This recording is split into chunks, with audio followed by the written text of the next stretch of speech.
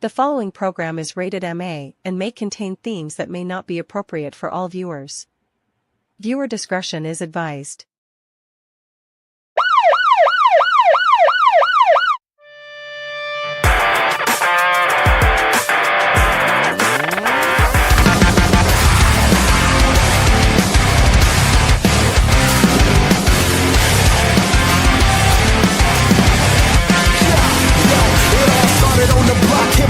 Trendsetters, the school of hard knocks and that attitude era. Yeah, I just wanted to be one of the best. Holding the mic as I'm yelling out D-Generation X. I will remember it. I never forget. We've come a pretty long way. There's so much I can say. It's never really gone away.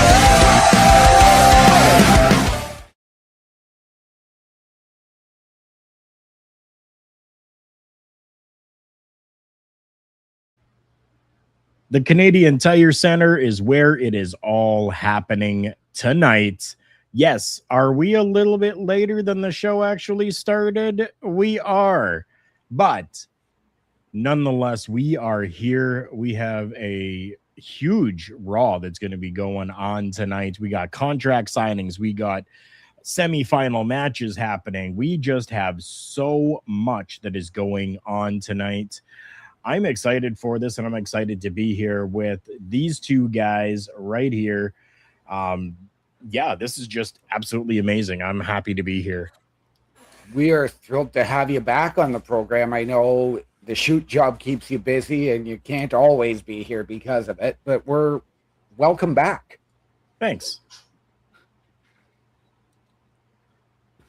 You touched on it, contract signings. We've got 2 semifinal matches. We've also got the in-ring return for the first time since WrestleMania of Stephanie Vaquer. Oh, yes, that's true. Yeah, we're taking a look at last week's shocking events, and what a finale, what an end to Raw it was last week. Right. It was. I mean, the inclusion of LA Knight being able to come out in this whole bloodline situation that's going on, to the Samoan werewolf, trying to take matters into his own hands, I guess, per se, but or trying to show that he is worthy enough, and being told, no, you just get back into the shadows almost. And you know what boggles my mind is the internet afterwards. Why didn't Jacob do something? Why didn't Jacob do something? It was clearly shown on screen. Roman Reigns told him to stand back. Yeah. What I find interesting is that last week Roman Reigns said that the Usos are now his captains. They called the play, they ran it, and he gave them Ulafalas. Jacob, meanwhile, has been resistant, saying, I follow what Roman says. And Roman gave him the Ulafala first. And now that means like it's almost meant nothing. If I were Jacob Fatu, that's how I'd be feeling. I'd be feeling like it meant nothing. It was nothing. Mm-hmm. And you see me as nothing. Starting off this Raw with LA Knight. Yeah. Very, very cool way to start Monday Night Raw. I'm liking this right now. Yeah, and to go back to Jacob Fatu, I mean, he looked very dejected when the 2 other Ulafalas, I'm not sure if that's what you would call them, were handed out to Jimmy and Jay. And interesting that the Oompa Loompas were colored black. Right? Yeah. I mean, Jacob's back a few months ago when he was given his looked almost like it was garlic, though. Burnt garlic. Right. Yeah. And Roman wears the red one. We've seen Jay wear the blue one. Right. But now, with the giving of the black Oompa Loompas, do we feel that maybe they're trying to tell us that they are now heel faction type of situation? Like, okay, we're solidifying ourselves as bad guys, as the heels.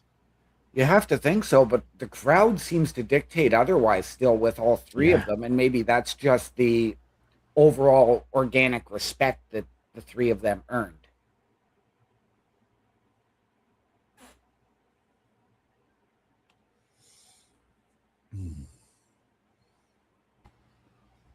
LA Knight going to be doing what he does best. He's got that microphone in his hand. And all he's doing is holding it out, and the crowd is eating it up right now. Yeah. You know, there were a few years ago when LA Knight fans were drawing comparisons to The Rock with LA Knight. I kind of see it right now with how the crowd just eats out of his hand every time he cuts a promo.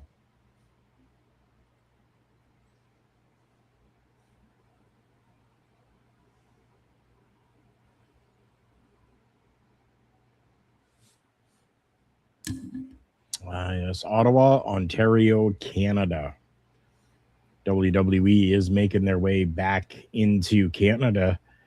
And yeah, tomorrow night you guys are going to hear a little bit more about that. So please join us tomorrow as well. Big, huge news.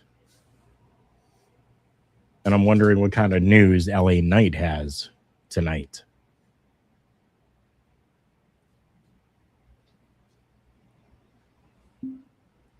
Yeah. Okay.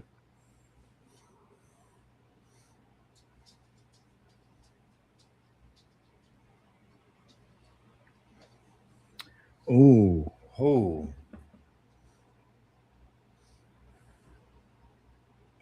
A great observation and question.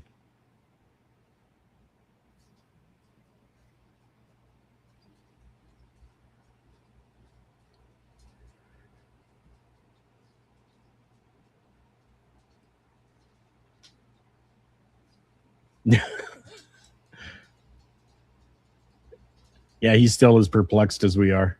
Mm.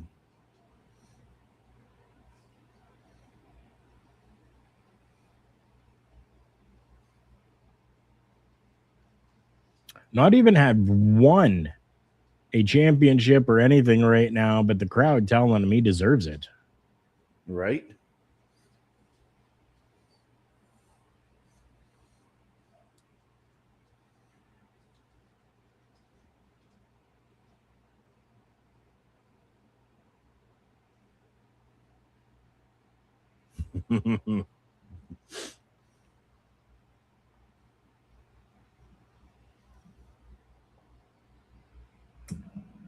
Mm-hmm.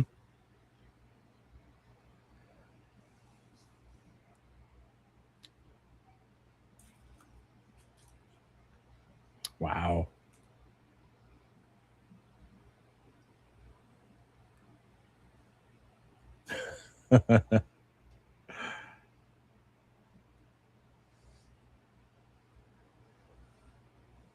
Okay. Okay. Okay. I mean, yeah.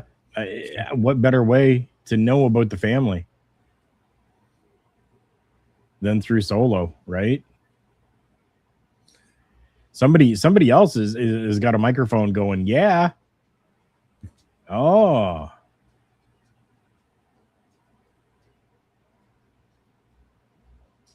It is who we speak of.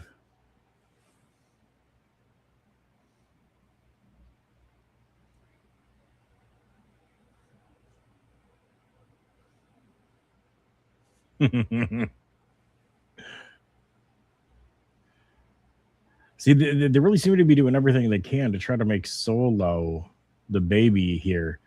And I'm okay with it. Honestly, I am. I like it.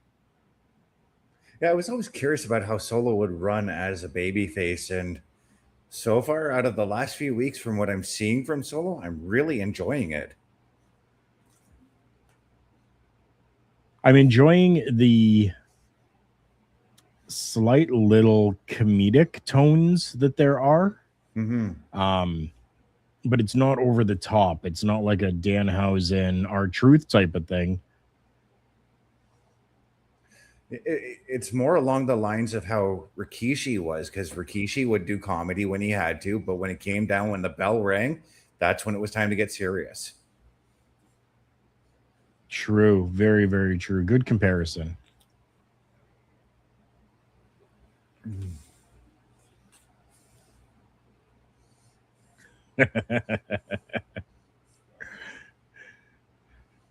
This whole pew pew thing is really getting over. Wild that something as simple as that is getting over as much as it has. I mean, even behind him, you saw the sign, the lady there who should have had "Hi, son" instead. Yeah, and she ran it back. And she did flip it over, but on the other side says "pew pew." Like, and now the Usos making their way. Tag team match coming up tonight.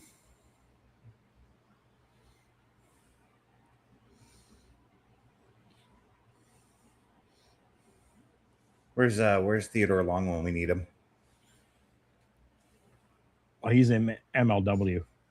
Oh yeah, that's doing right. good things over there. Yeah.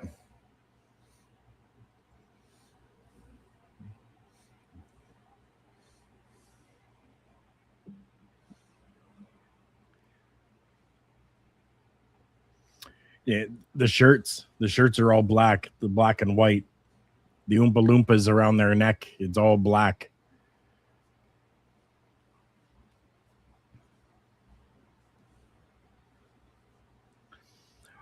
Whoa. Oh, he matrixed that. Wow.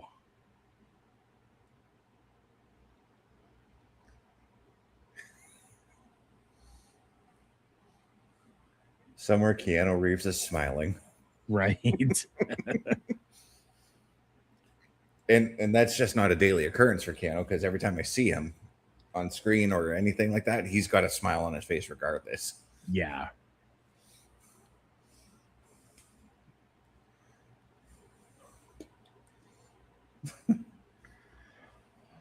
There's the call.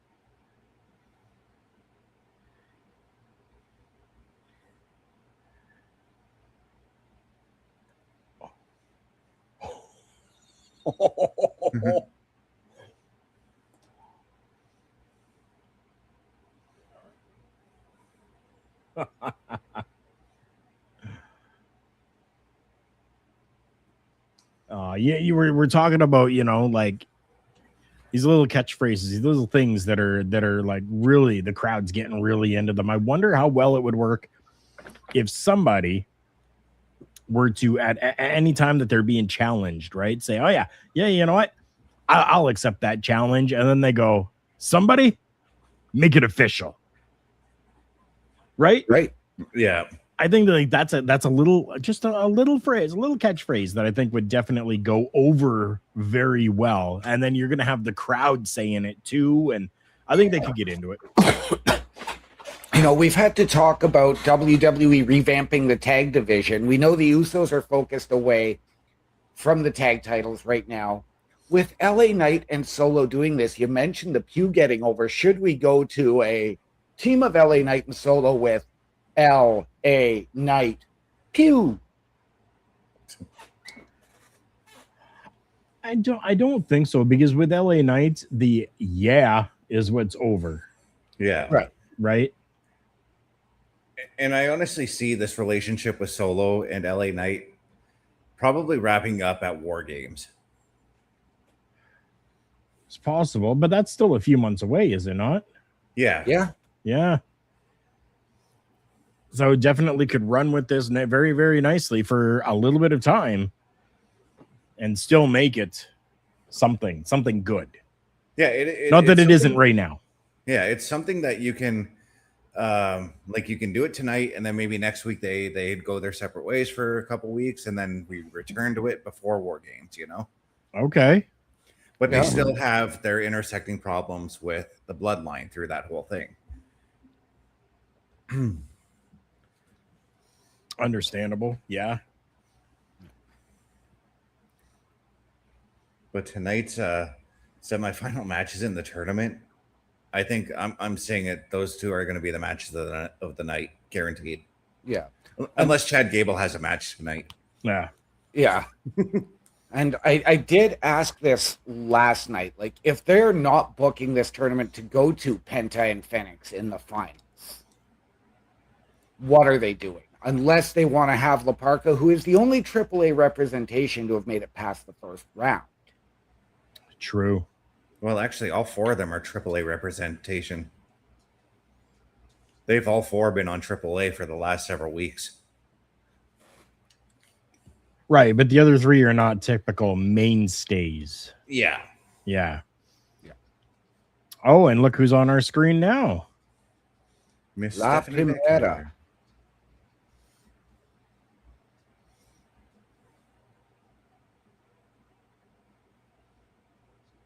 You know, one thing I've noticed with Stephanie as well, we were talking about how LA Knights, has gotten over, the pew pew has gotten over. That little point thing she does is getting over. I've been seeing crowd members of the WWE universe doing it. She was coming out and coming around the side of the barricade there, right at the corner of the barricade. And honestly, that person, I thought it was Charlotte. How quickly it went by. I was like, ooh, what's going to start here? What's going to start here? Apparently nothing, because I don't think it wasn't Charlotte. They would have alluded to that. Yes. They would have been like, here's Charlotte sitting at ringside before Stephanie came out. But we are watching this so that everybody knows, not live. We are watching it from the beginning. For the two of you, I want to make sure we've gone into a commercial break. I do have back in like 2 minutes and 25 seconds. Are you guys seeing that as well? I'm looking at Roxanne Perez coming to the ring right now. I got a quick 5-second Ferrero Rocher commercial, and now Roxanne Perez is coming to the ring. I didn't get anything. I had Roxanne just standing on the rope with Raquel Rodriguez and Liv Morgan behind her. Oh, she's now in the ring. You're still in commercial, Carl? Yeah, it gives me the 2 or 3 minutes, whatever. Probably because I pay for the premium package and they continue it through, so I'm able to see everything, right? Yeah. So I'm paused up at 20 minutes, 14 seconds.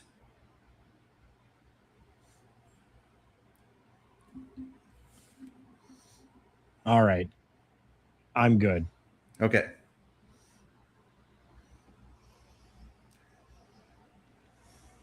So we may, just for those that are watching, we may be off slightly. We tried to make it so that we were all going to be on the same level as it went through. Unfortunately not. So I got to say, it is easier when they go overseas when we do these Raws, because most of the time I don't get ads on those nights. But yeah, We're looking at Stephanie and Roxanne here. Sign me up. I'm ready for this one. Yeah. Now on my screen, they haven't started yet. No, the bell just rang for me. Yeah, that's what I got. Okay.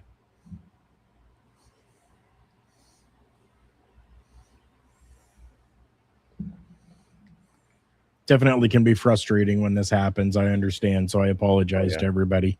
Okay. Let me know then when Roxanne rolls out of the ring. Spoiler.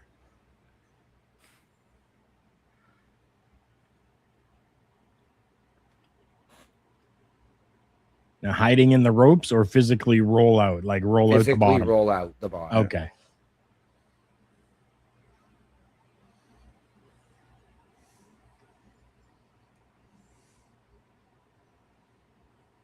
Oof. She just rolled out on my screen. After that stomp there, geez. Yeah, on the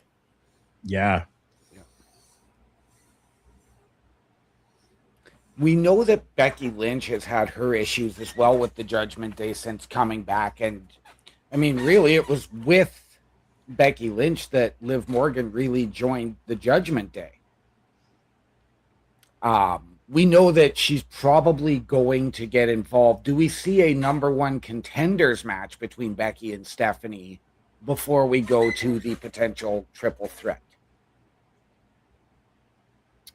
I don't know. I think like she's just kind of like, I think that everything is all done with her. You know what I mean? Yeah. And besides, Becky didn't. Becky. Becky said she was done with the Intercontinental. She wants Liv's title. I could see it, but how do you go back to that before War Games? True. Does this become a case of, we've got that huge South American tour coming up? Do we go to Stephanie perhaps getting a title shot on one of those Raws? You have to. You have to put Stephanie in one of those main events. Or does Stephanie go after and win the Intercontinental Championship? I don't know. That's a possibility too. Oh man, like just back and forth pinning combinations here. The other question I'll ask then is, do you go to Stephanie winning the Intercontinental Championship, getting that title match in a Title 4 title shot to vacate the Women's Intercontinental Championship? I don't know. I honestly think when it comes to the Intercontinental Championship, I think Sol Ruca is going to get that shot again.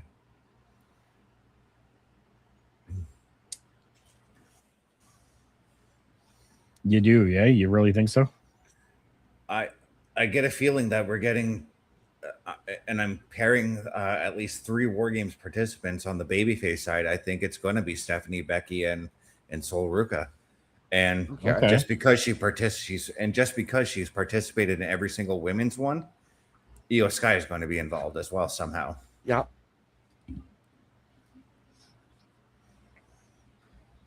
But then again, on the SmackDown side, there's a lot of things that are saying we could have a women's War Games there too. So yeah, I discussed it last night. This is the one year you could do 2 men's and 2 women's War Games matches and have your 4.5 to 5 hour PLE. Okay, did anyone go to commercial just now? Nope. I am back in 2 minutes 45 seconds. Okay, I'm paused at 28:01.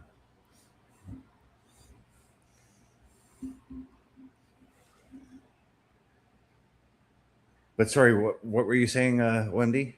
I said this is the one year you could literally book 4 War Games matches and you've got a 4.5 hour to 5 hour PLE. That might be a bit much though on the War Games matches. I'm not gonna lie. Okay.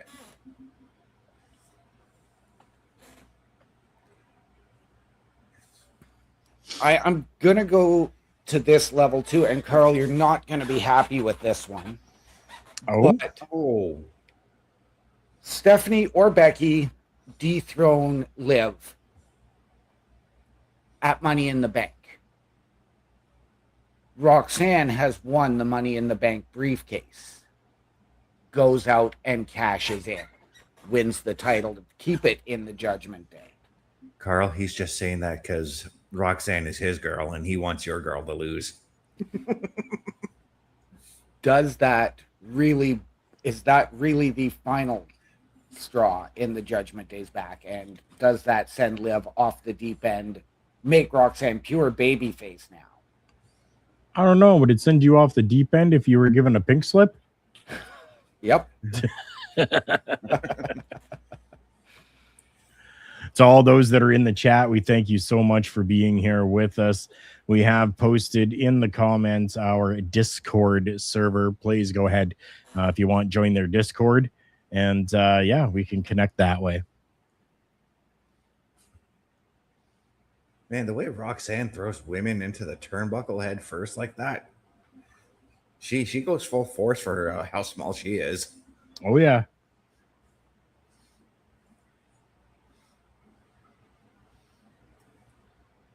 Ooh, honestly, ooh, slap and then Oh. a kick there.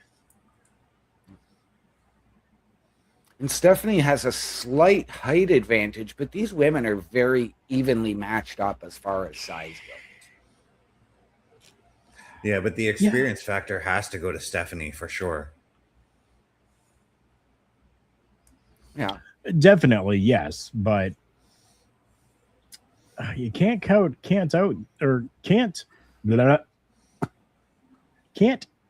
out someone who is still maybe a little bit newer. And by newer, I mean few years newer, not 3 matches newer. If you know, you know. They can really learn and absorb a lot of information. You know what I mean? And be able to take that and really go and run with it and do phenomenal. Does veteran status always mean knows better? No, because as Jake the Snake once pointed out about the Royal Rumble, doesn't matter what number you drew, doesn't matter how much experience you have. What matters is who's the most hungriest. Yep. Exactly. And I mean, let's not forget Roxanne Perez's history, who she's learned from coming up, where she began.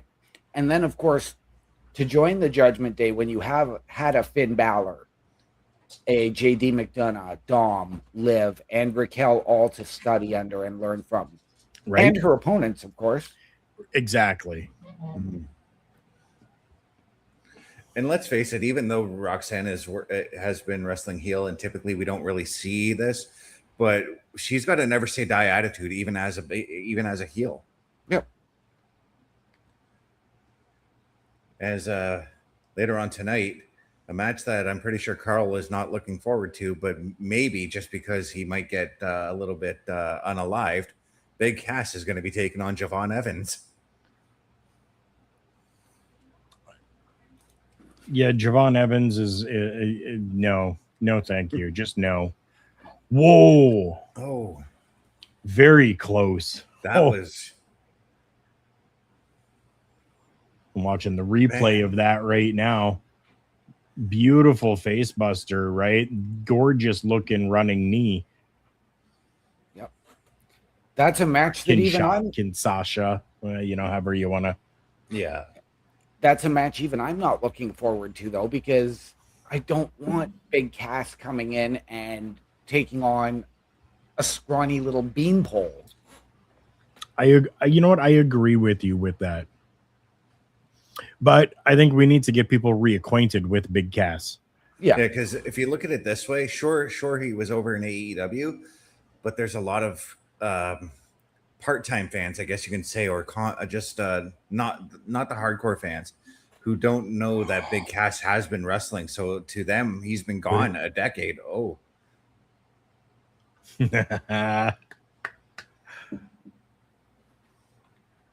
Little bit of a distraction. Oh. All right, OMG. You were talking about her, possibly, and she's interjecting herself now.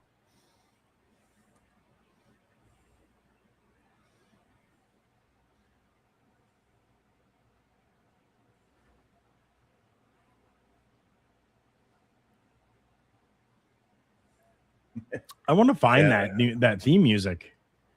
That's new for her, isn't it? For Becky?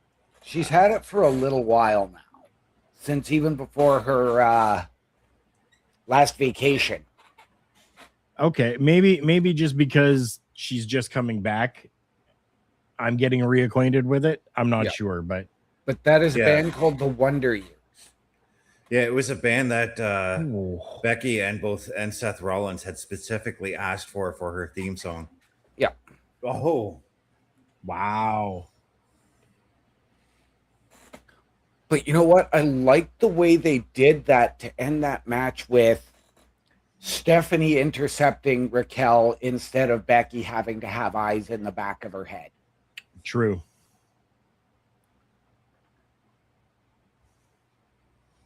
And Liv just trying everything to get to Stephanie, but Becky's not letting her.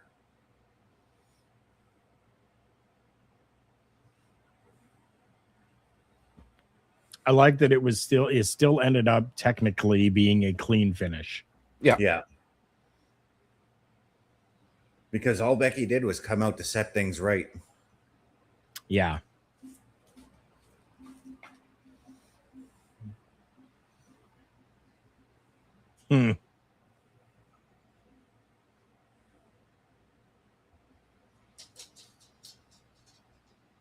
Wow. Good matchup. Yep. Good story being told through that as well. Good Vaquer shirt on that guy behind Michael Cole. Yes. Very old school UFC looking kind of shirt. Right? Yeah. Affliction. That's the clothing line I was thinking of. Yeah. Reminds me of an old school Sting shirt too. True. I mean, it's definitely better than what I'm seeing on my screen. Oh, now on my screen is good stuff. Yeah. Yeah. For those who may be new here, I'm not a Javon Evans fan.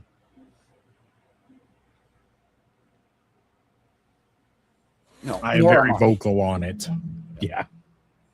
Nor am I, but I'm going to give him credit because he has toned it down a little bit in the last couple of weeks. He's not drastically like overshooting his opponents anymore on his high risk moves. He continuously did that in the match with JD last week. I didn't see it at all. I thought it was one of his better performances. He jumped clear over JD when trying to dive over and when trying to dive into the timekeeper's table. Oh.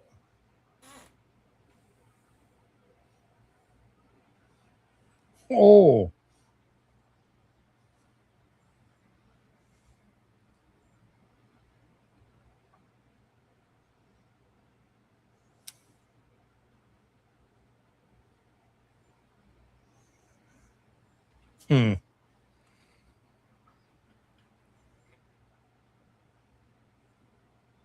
They're really trying to push this Javon on people.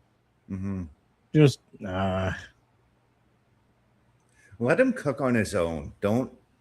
You don't need to pair him off with Rey Mysterio or any other big names. Just let him cook on his own.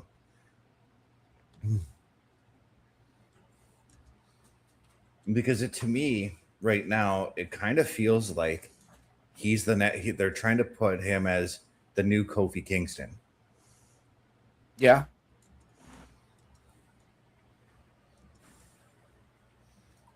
So earlier I brought up we're probably gearing towards a Penta Fenix final for this tournament. Possibly, yep. But what if there is a situation where you don't get a winner to this tournament? Somebody, and I'm not going to suggest Roman Reigns is going to come out and take out the two finalists next week. But somebody else comes out, takes them out. I will suggest maybe the bloodline, especially if it is Penta and Phoenix. Do you then go to the Lucha Brothers versus the Usos? See, I don't think the bloodline comes out because based on what happened on Saturday with Penta refusing to join Perez Del Mal steps in and interferes. Yeah, possibly. That woman does look like Charlotte. Right? Yeah. I told you she does. Very, very wild that she does. It's very, very interesting. Yeah, if you're going to do a Charlotte biopic, hire that woman. Right? Yeah.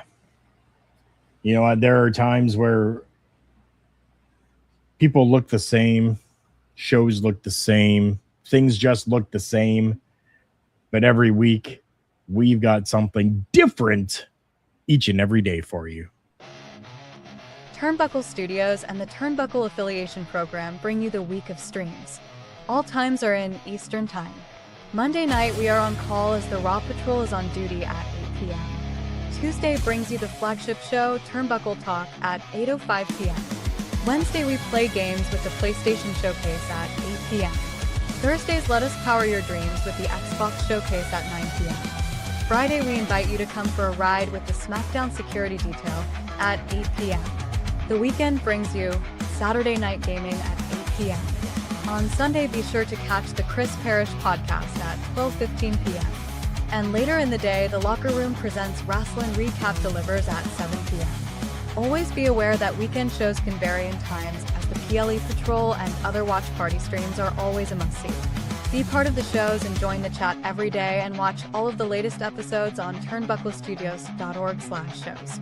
And please do not forget to drop a like, follow, and to subscribe to all of our channels, and when the time is right, all you have to do is tap in.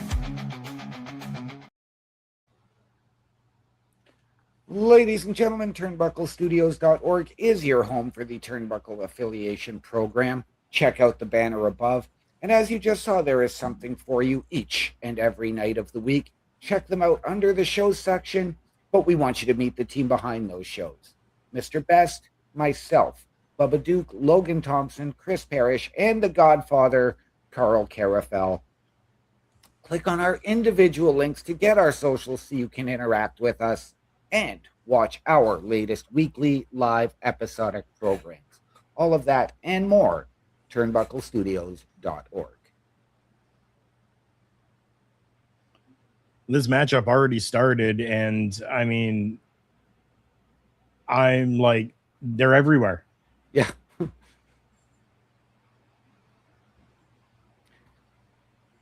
I mean, would you expect any less out of this matchup? True. No, I honestly think that this match will go and be better than Penta's, just because of the two men that are in it. And we know that they have history, not only in AAA, but in other companies as well, having wrestled each other numerous times. Very true. Oh, what a deke out.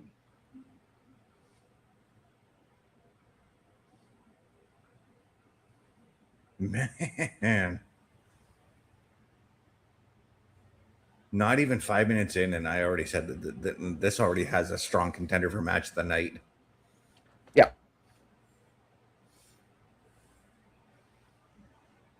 This is very... That standoff is very reminiscent to that old chain wrestling we used to get with when Chris Benoit and Kurt Angle, when they used to wrestle each other. Yeah.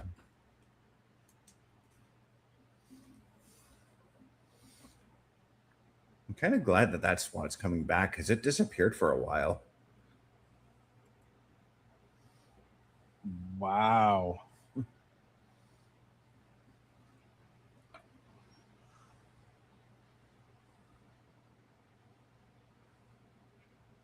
Oh, wow. I thought it was going to be that quick of a matchup. Very cool camera angle.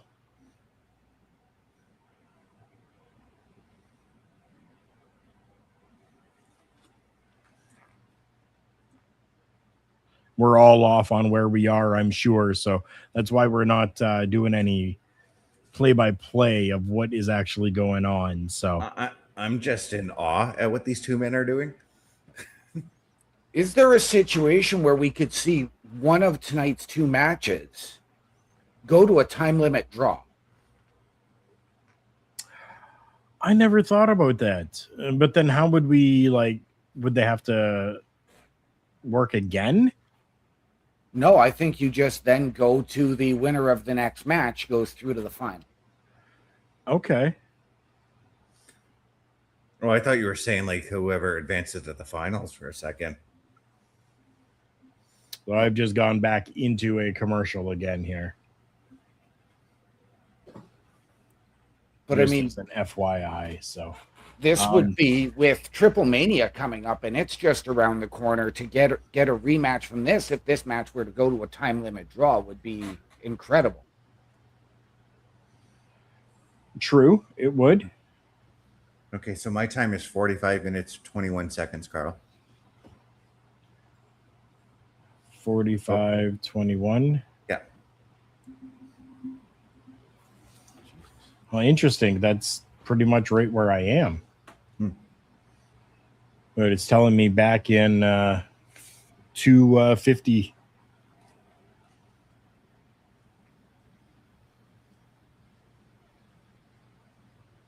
So somehow I'm sitting at 5 minutes ahead of you guys. Huh. Because I'm at 50:29. Oh, wow. I got Dragon Lee just climbing up to the top rope here right now, looking around and jumping off. Ooh. That's about where you are best as well?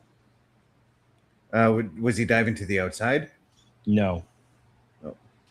No. I had Rey Fenix about to run off the ropes here. And he couldn't. Yeah, he ducks Dragon Lee ducks and then throws him into the ropes chest first.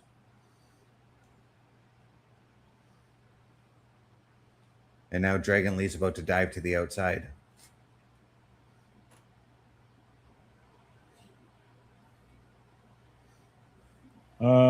Yeah, we're all off. I just got a pinfall happen.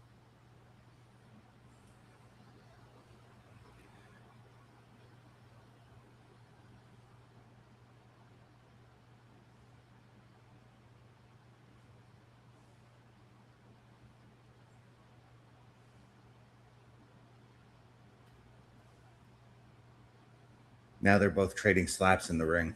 Okay, I just rewound back to that, so.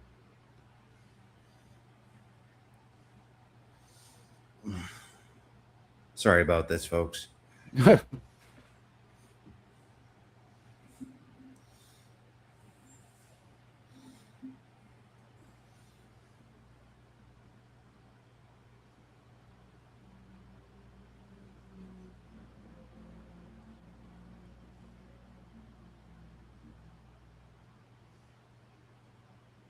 Okay, so Carl, where are you at again?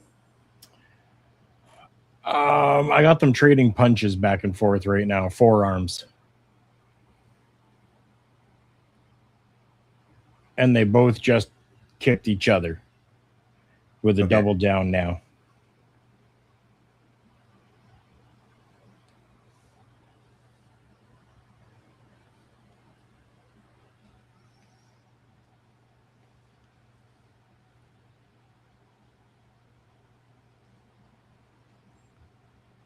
So why don't we watch till the end of the match? Whoever gets to the end of the match first, pause, and then we'll go from there. Yeah, that works for me. Yeah, that'll just make it easier because there's been a lot of that trading back and forth blows in the middle of the ring in this match. Yeah, I'm now getting the slaps. Dragon Lee had just gone back to the ropes, came back and slapped him again. Yeah, fireman carry. Yeah, let's just enjoy this matchup, and when the match ends, just pause yourself. That's the best way, I think. Yeah, it's a good idea. Oh, but no, this is. See, when we complain about AEW and their flippy dippy BS, yep, this is how you do it properly, guys. Because their flippy dippy stuff is telling a story. True. In AEW, I always feel like when I'm watching that, they just do it for the sake of impressing the audience. Right. Yeah, that makes sense. That observation makes sense. Yeah. And that's all fine and dandy on independent shows, but when you're on a major platform like AEW or WWE or even TNA, it's got to tell a story. Yeah. Wow. And what a story these men are telling in the ring. Oh, yeah. Oh, my.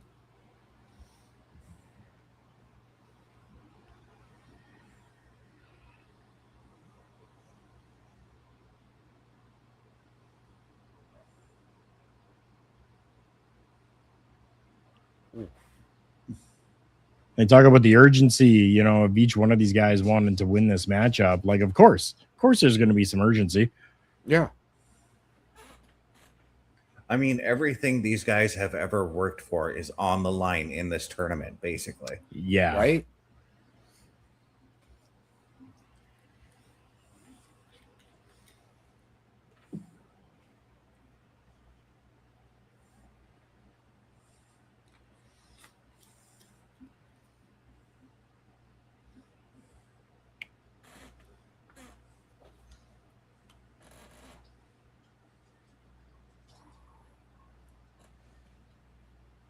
Oh,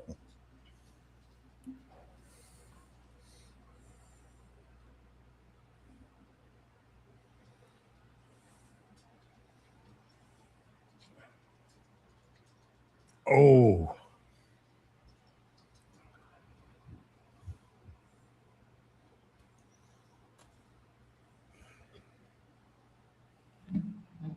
I'm not always necessarily a fan of like the high flying and the lucha libre style. mm-hmm. But this match is like, I'm here for it. Yeah, Damn. absolutely. Just wait till you guys see the commentator table spot. Holy cow. Yeah. However,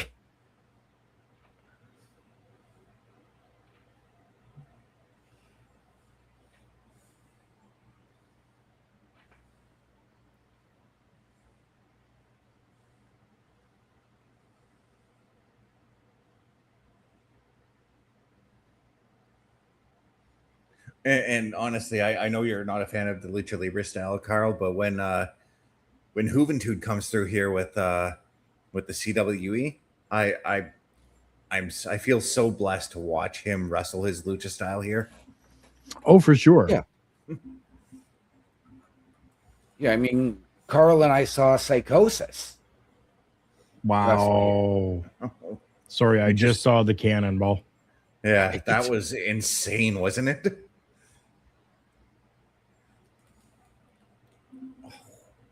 So much could go wrong with that, but so much went so right. Like the way Phoenix went flying off that table, I swear I thought the back of his head was going to bounce off that barricade.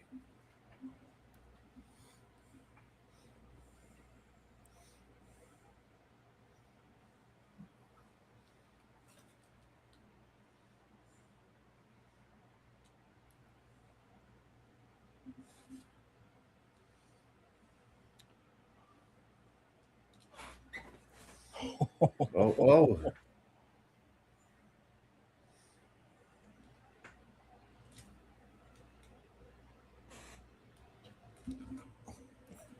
So this really has match of the night written all over it. The crowd is just eating this match alive right now. They are just into it. The reactions from the fans are just priceless right now. Yep.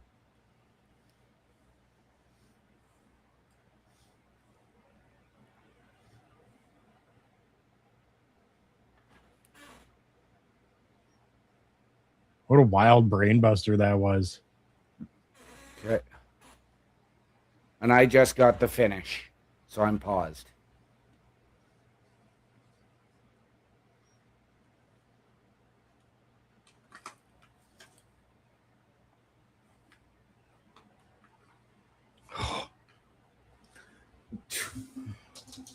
Oh, wow. Kicks out. Right?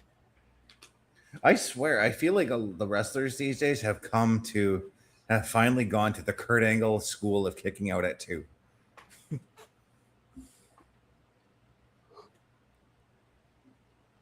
And I got the finish. But damn. Right?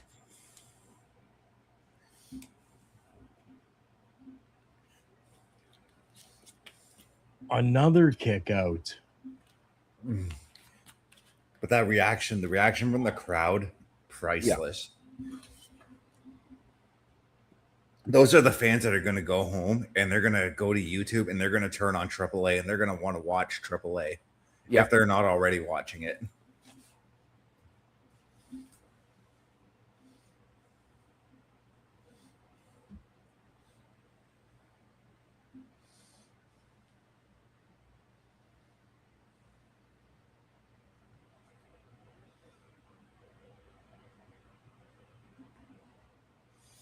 The look on Carl's face as he's enjoying this action. Yeah. I just got the finish myself as well, so I've paused as well here. Yeah. Just after the pinfall. Wow. Right. Wow. To win with that muscle buster. Yeah. I've said it before.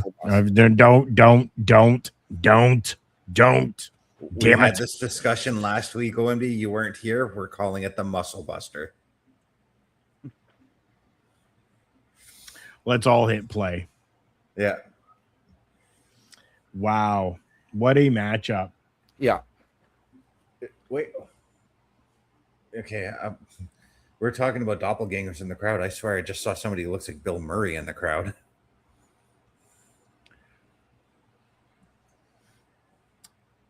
You never know. Yeah. He's a very private person when it comes to his life. Yeah.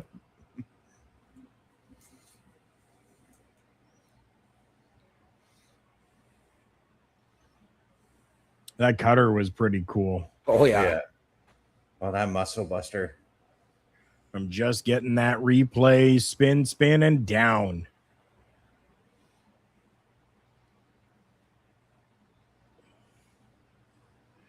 Wow.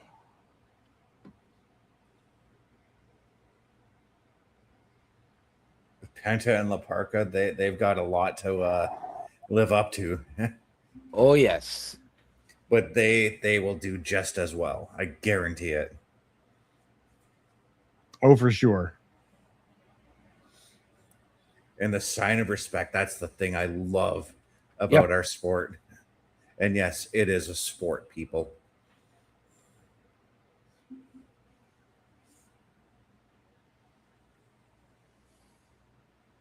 Oh. What have we got here? Oh, I saw the little bit of a spoiler of this unintentionally. Yeah, I had to remind myself to stay off Facebook today, and I kept going on it. I had it sent to me, so I was like, "Oh, what's this?" And we are looking at a promotional package for Lola Vice. September 14th. Is that the Raw in Mexico? Yes, it is. Yes. That makes a lot of sense.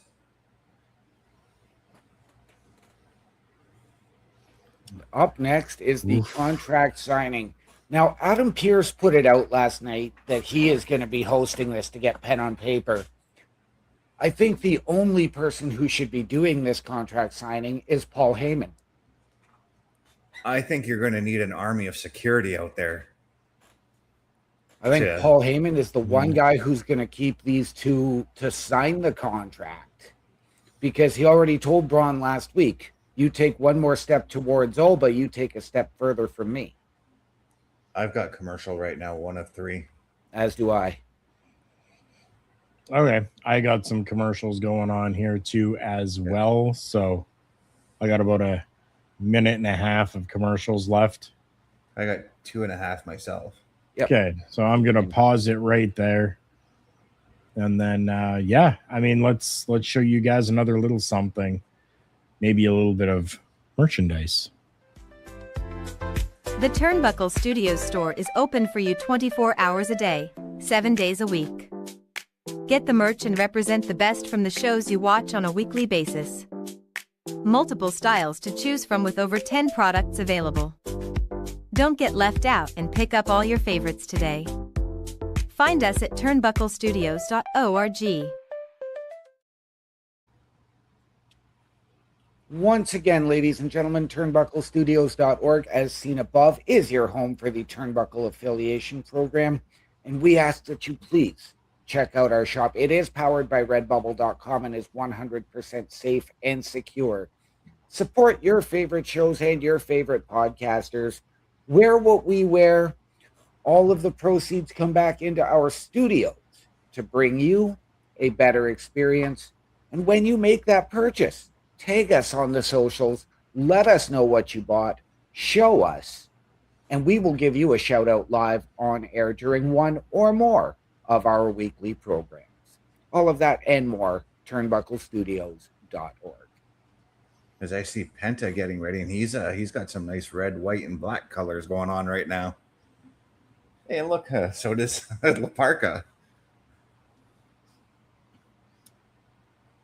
And I'm seeing things a little bit differently, but they are setting up from what I see in the ring right now. First, I had a little NXT Origins on Gunther, which was really, really cool. Okay.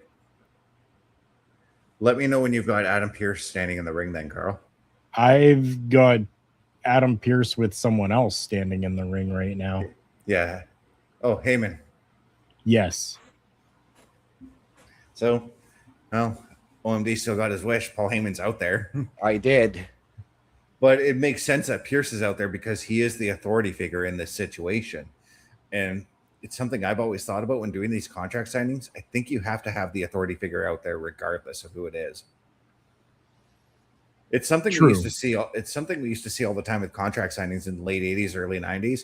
The only time we really ever saw Jack Tunney in the ring was because of those kinds of things. Yep.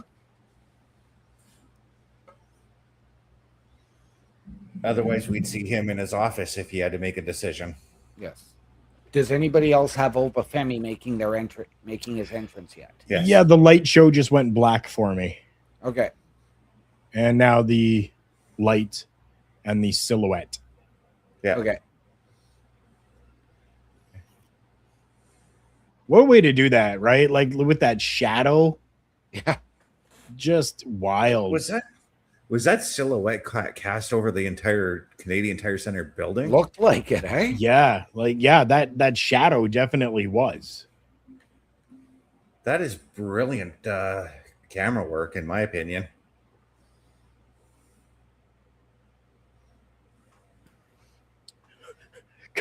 Okay, the Oba's entrance right now looks like a video game.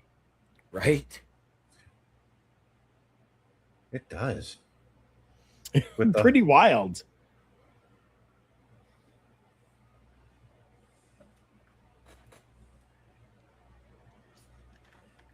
Like almost the same, zoom in angles, everything as like video game coming down to the ring. And I'm saying it does because I when I do my thumbnails for our game shows there, I use that kind of filter most of the time when I'm grabbing images from the games. I'm really digging this setup because they have the table set up instead of going across the ring, they have it lengthwise with the chairs at each end, as opposed to having them sit directly across and have that nose-to-nose contact, essentially.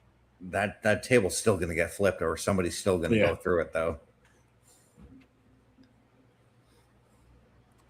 Notice Paul Heyman backing off Adam Pearce. Yep. I'm not certain, but I think I just saw one of my favorite female YouTubers in the crowd just now. Well, it's very possible. Mm-hmm. Well, the blonde with the glasses looked like Call Me Chris. It kind of did. Yep. And she lives in Ottawa. Yes, she does. No, I don't think she does anymore. No, she married an American and moved. She was in Ottawa last I checked. Okay, maybe. I know that she had got married. Yeah. And moved to the States. I could be wrong though. I mean, he could have moved up here. True. Yeah. But now we got Bron Breakker coming to the ring, and this is intense. I keep expecting holler if you hear me. Yeah.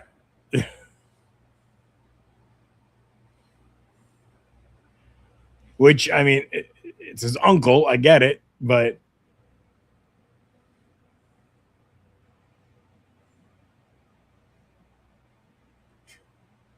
I was thinking about this because his cousin Scott's son plays in the NFL. I wouldn't be surprised if he does a holler if you hear me after throwing a tackle or something like that. Yeah. Well, we're going to have to wait until week 7 since he does have a 6-game suspension to start the NFL season. Yeah, but that's neither here nor there, as we got them both in the ring right now for this contract signing. We do No security out there, and I think that's kind of a mistake. See, I think it's brilliant because I think that Paul Heyman is going to keep them separated, and I believe he is the only one that actually can, because he's the one that made the match. He's the one that will call it off if he has to. But, and I'm probably in this boat alone. I do know that Jimmy Corderas is on this path, though. Does anybody else feel like it's too soon for this match? If not now, then when? Wait until WrestleMania, put one on SmackDown, and then you get them both as champions and Crown Jewel next year. You could still go that path with this feud, though. You could. Because if they're right now trying to promote Femi as this big, huge baby face, like big muscular baby face, whatever, you need a counter on that side. You need a heel on that side, and Braun Breaker could very well be that guy. And you can flip them back and forth as well.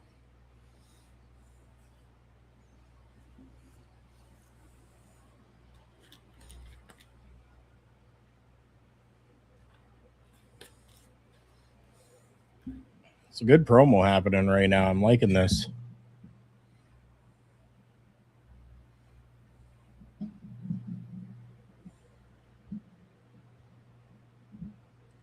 You know, it's so funny. I know he's Rick Steiner's boy, but I hear Scott Steiner when he talks. Yeah, me too.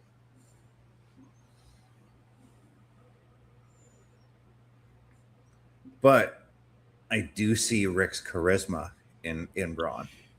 Oh, yes.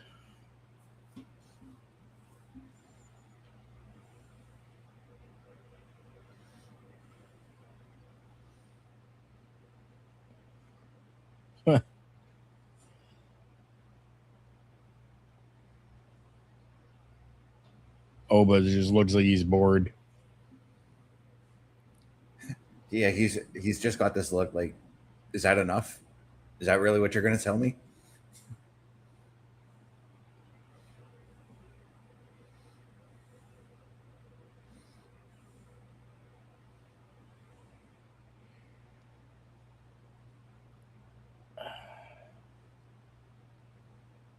You know what? Not necessarily wrong. Mm.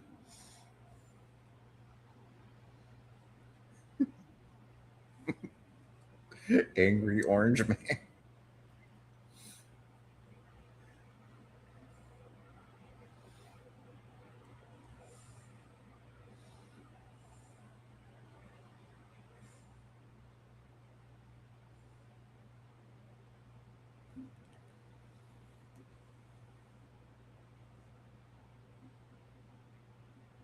Oh, this could get interesting.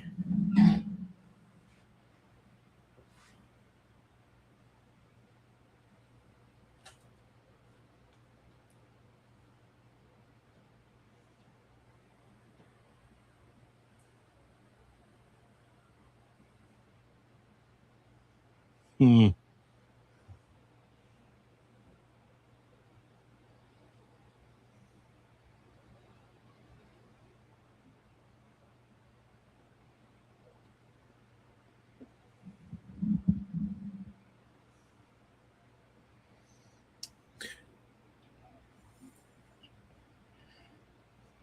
Huh.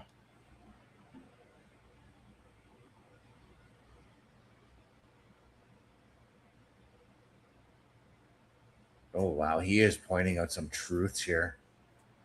Yep.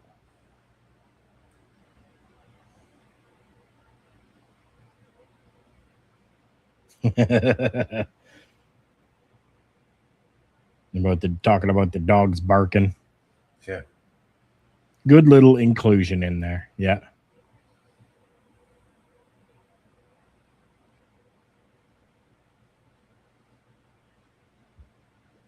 And to be fair, I'm actually kind of happy that Braun Breaker didn't come out with the rest of the division. Yeah, I am too, to be honest. Well, if you look back to last week, Braun even said the same thing. Anything I have to say, I will say to his face. He's been doing this on his own. And you have to wonder, is he going to be breaking away from the vision sometime soon? Maybe.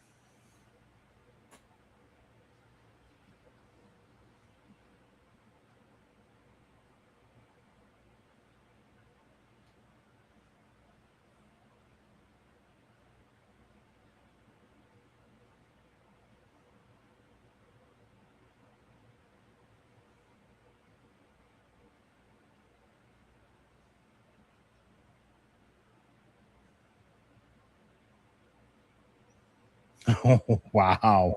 Oh.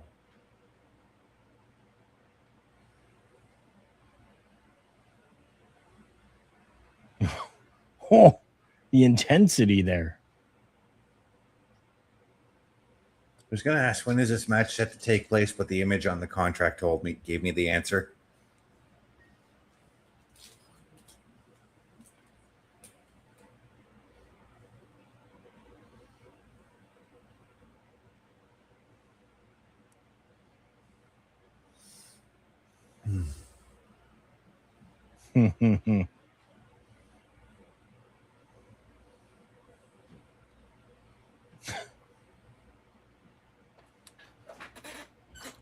So if we are looking at this potentially as a long-term, does this become maybe the next Austin Rock, Cena, Orton? That's where I was going. That's where I was going with this earlier when I said if you're trying to push Braun, when you're trying to push Femi as your top babyface, you need a top heel on the other side. Yep.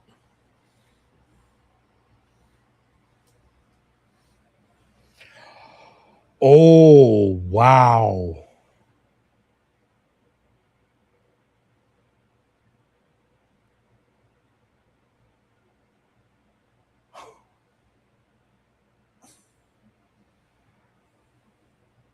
Oh my goodness! Man, he got him. He got him good, and I think he's kind of poked the bear on this one. Oh, he is not letting Austin Theory. Why did you have to get in the middle of this?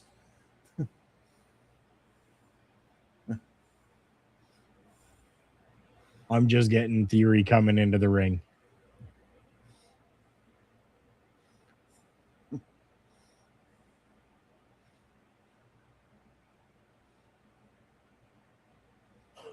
Oh.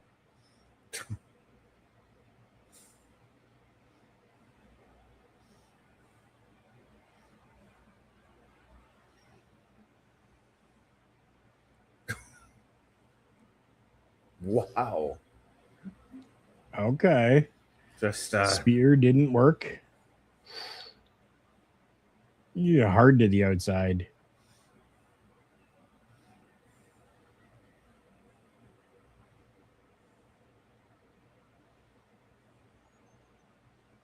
Theory was pretty high up in the air there.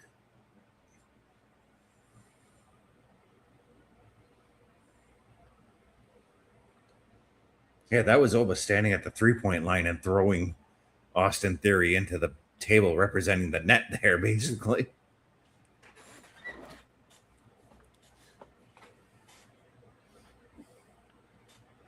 So as we saw Braun get into Paul Heyman's face there before suckering Oba, is that Paul setting Oba up? We know how Paul Heyman likes to operate. I had thought the same thing. I'm thinking not, though, because I think that if that were the case, that maybe we would have seen Breaker kind of turn around and give that little bit of a smile type of thing to Paul Heyman, right? Like, hey, we got him good. Yeah. But I didn't see any of that happen. No, I saw I saw Right. Paul Heyman get out of the ring and take a hike. Yeah. And, Yes. But is that's this a case of Paul Heyman showing us what he wants us to see? I'll get to that in a moment, but I got to finish my thought here. Braun Breaker's been known to do that, where he's used somebody else as a distraction to attack. He's done that quite a few times. Mm-hmm.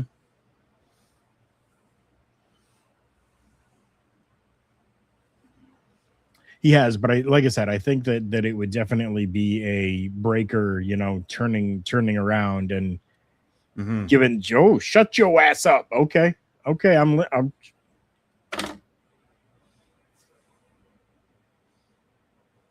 Yeah.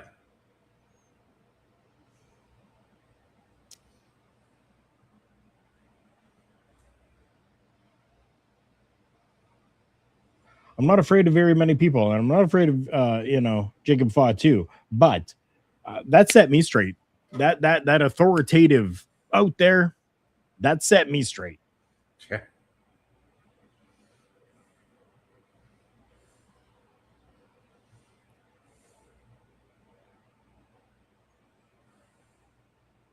Oh my. That he's Jacob Fatu and Obafemi, two dudes you don't want to tick off. And one we've already seen get ticked off. And the second one, he could explode at any second now. Yep. I'm going to get ticked off now. Or are you going to be a happy man? I don't know. Get your face out of the camera, boy. Yeah. Do you really believe that these gold-colored grills in your face look good? They don't.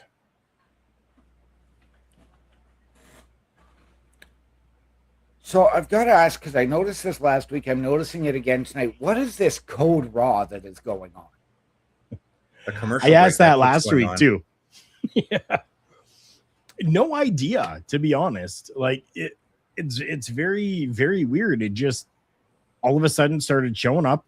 And I had thought originally that maybe I'm back in commercial for 3 minutes. I thought maybe originally that it was for something that was happening, or specifically for that matchup, right? Like maybe it was a Code Red Mountain Dew Code Raw type situation. It looks like it's not, because it's been across everything lately. What it is, I don't know. We're gonna have to do some digging for that, because it's not just us that's wondering it, but it's everybody else online that have been asking that same question. Yeah. Since I'm running a commercial right now on my side, we're going to do our best to help each and every one of you try to figure out what this code raw is.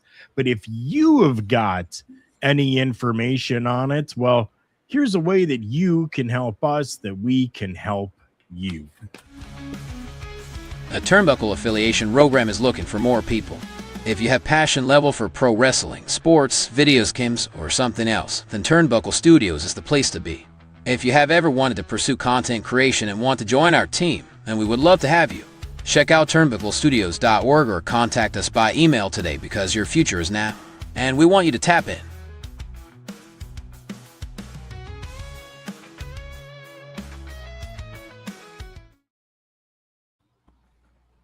One more time, ladies and gentlemen, turnbucklestudios.org is your home for the Turnbuckle Affiliation Program. Please see the banner above.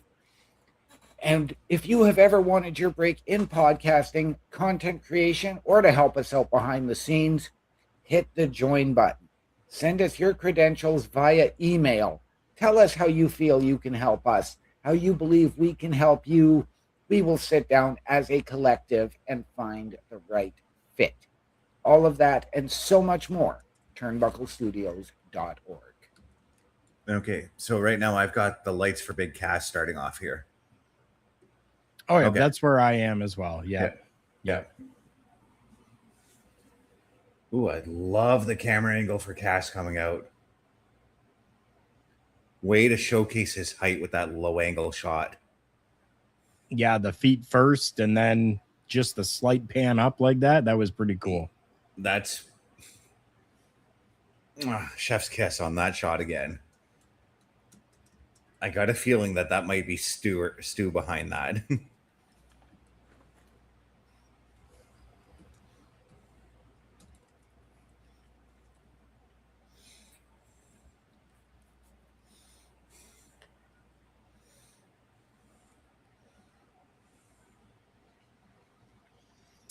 Here to stack bodies. Okay. And as the big man over the top rope, the only way to do it. And this just really does kind of show how big Cass actually is, considering Javon himself is a taller guy, as we have seen over the last several weeks. And Cass is towering over him. That's wild how much height he has got on him. Yeah.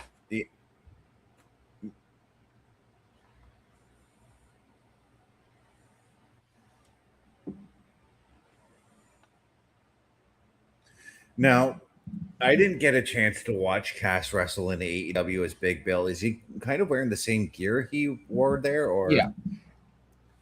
Yeah, he wore jeans and the work boots. It's sort of something he's done since he was released from WWE and went to TNA and then to AEW.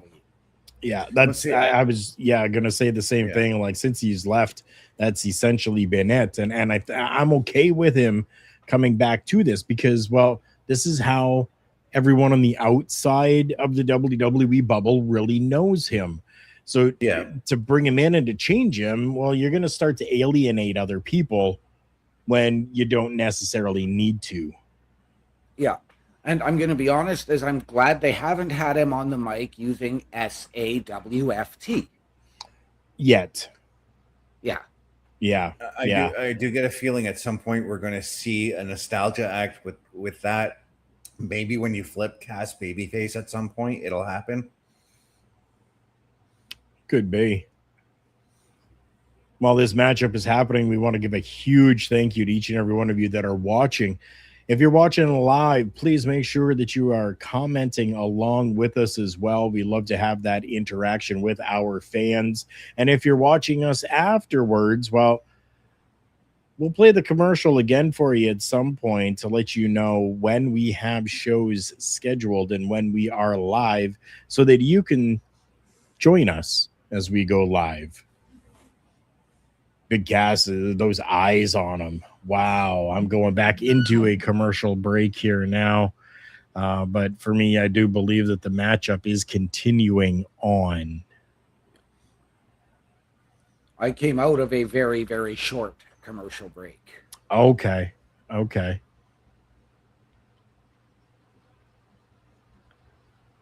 Well, for me, it's easy enough. I can just click on this button a couple of times and we can get ourselves forward here. I've got a high shot of the ring. Ooh, as Big Cass made his way into the corner.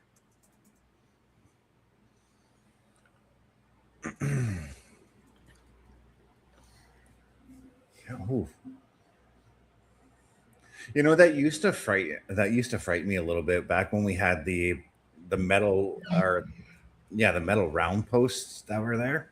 Yep. Yeah, those kind of bumps.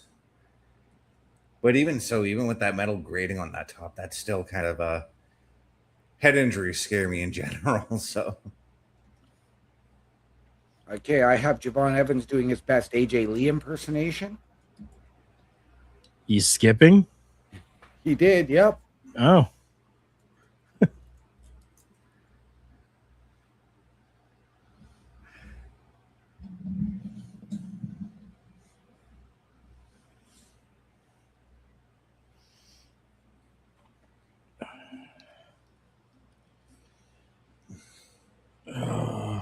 I think I would have much rather, like, they're really making Javon Evans like look strong. Yeah. Mhm. And I don't know that I like that. No, I mean, what I want to see out of what I wanted to see out of Javon in this match was like watching 1-2-3 Kid wrestle Diesel. I wanted to see that. Like he should be treated more as the underdog who gets a few offensive moves, none of his big stuff, but when he does do the jumps, Cass catches him and throws him hard, like we used to see Diesel do to the Kid. Yes, Yeah. I agree. Yeah, this match has been a lot longer than I expected it to go.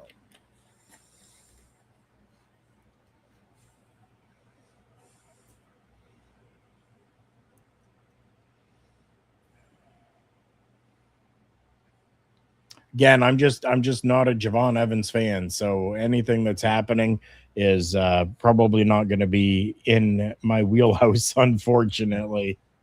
I gotta say, I do like that aggression out of him, though, as he has cast down. I did like that. But I don't like Cass having to crawl away like that or stumbling to get away.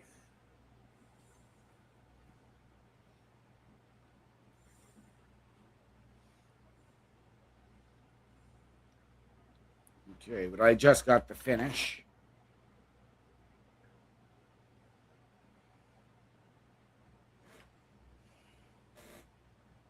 Cass, they're making him look so weak.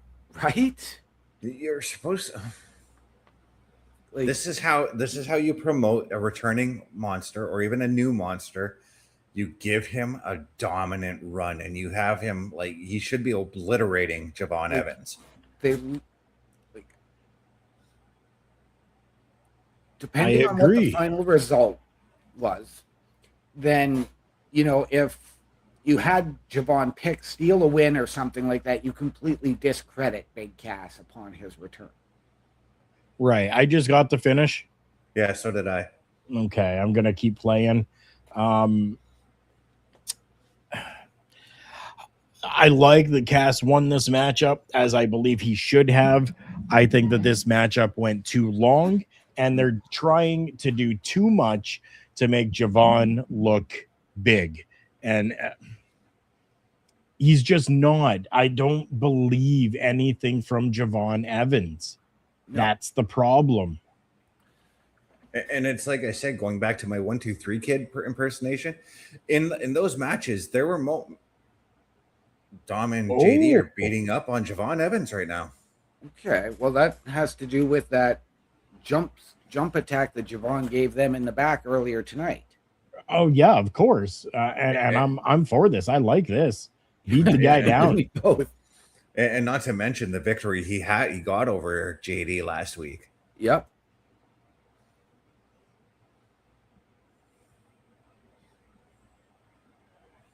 Okay.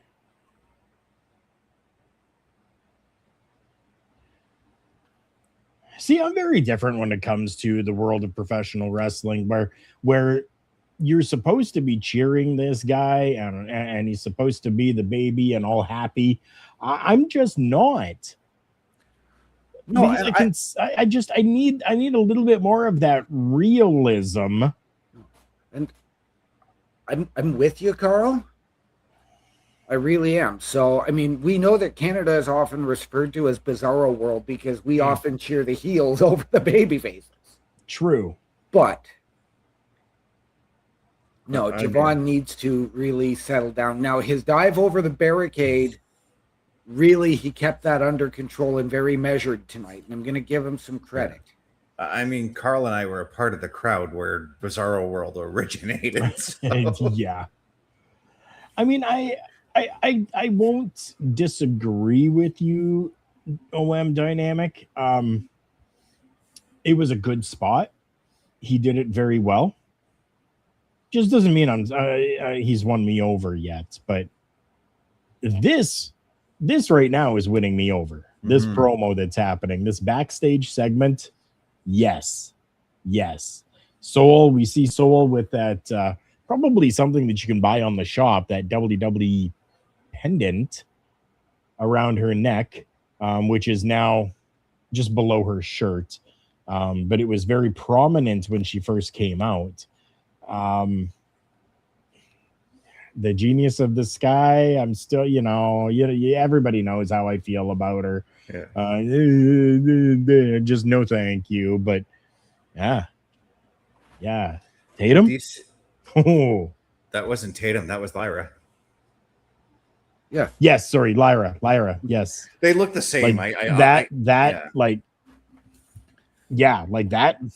Yeah. I'm loving this new look. Like, I've compared this new Lyra to Samara from the Ring movies.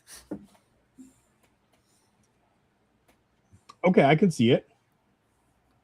And, she's got that new darker entrance. I think she needed the win last week more than Soul did. But, I mean, the booking for both of them has been questionable. But you got to understand where they're going with Lyra. Lyra, with each loss, she becomes more and more desperate and more dangerous for that next win. So with each loss, it's going to stack up until that one moment where she finally explodes and gets that win. Right. It's as if each one of these, it just kind of keeps pushing her a little further and further and further down into that deep, dark hole, into that psychosis of sorts, right? Yeah. To, in the end, as you say, just, and there it goes. That would be a little bit more than a pew, pew. It might be a click, click, boom.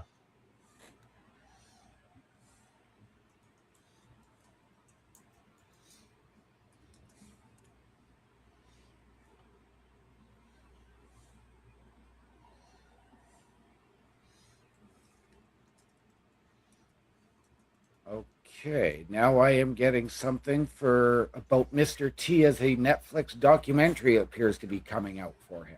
Oh, interesting. Mm.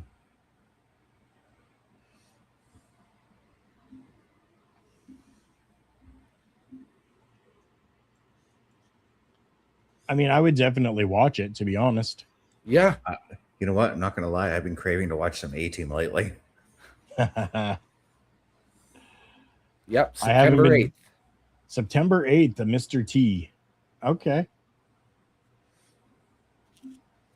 I have not wanted to watch the A-Team as of late, but I definitely have been watching a little bit of MASH. It's on Disney Plus right now. Yep. One of my favorite shows. Yep. I actually caught myself the other night watching the Andy Griffith Show. I found episodes on Pluto. Nice. With a young, and I mean young, Ron Howard. Oh, yeah.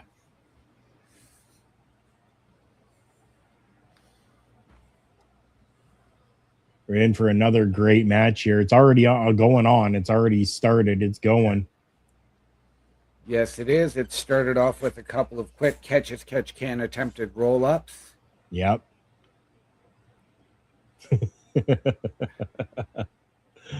A little dance.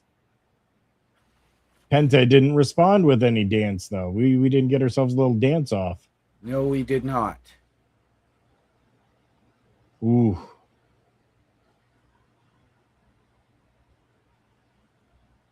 Oh, there's that little dancing swagger. Okay. Yep.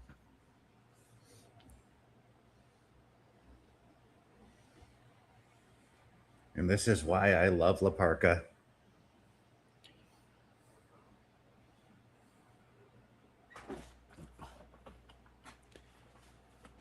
I mean, I know we are on the 4th iteration of the La Parka character, but there's still a part of me that misses the chairman La Parka. 3rd.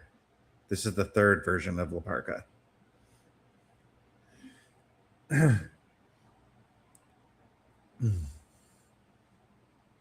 But the chairman is he's still working. He's only wrestling under the name LA Park now. Oof. And he's still doing the chairman stuff from what I understand. Oh, cool. Very cool.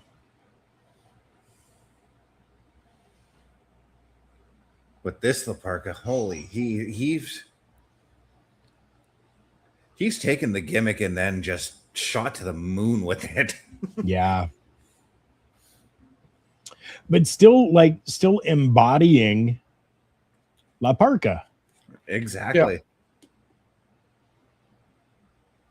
Like even the moves, the mannerisms, like everything is just very, very good. Like you said, he really took that on and became La Parka.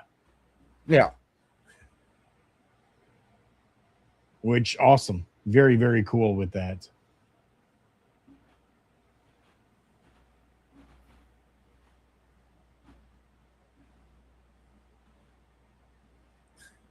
I just realized it's two wrestlers with skeleton looks wrestling each other. Right? Why aren't they having this match, back in May 5th? Or do we revisit this match in late October for the Day of the Dead? Yeah. That's the better bet to have that match then.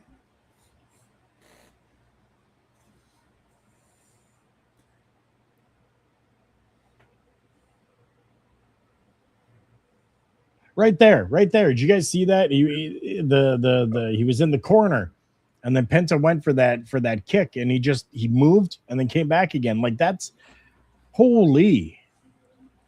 No, I just came out of an ad for NXT Live and their Canadian tour. Oh, save that for tomorrow.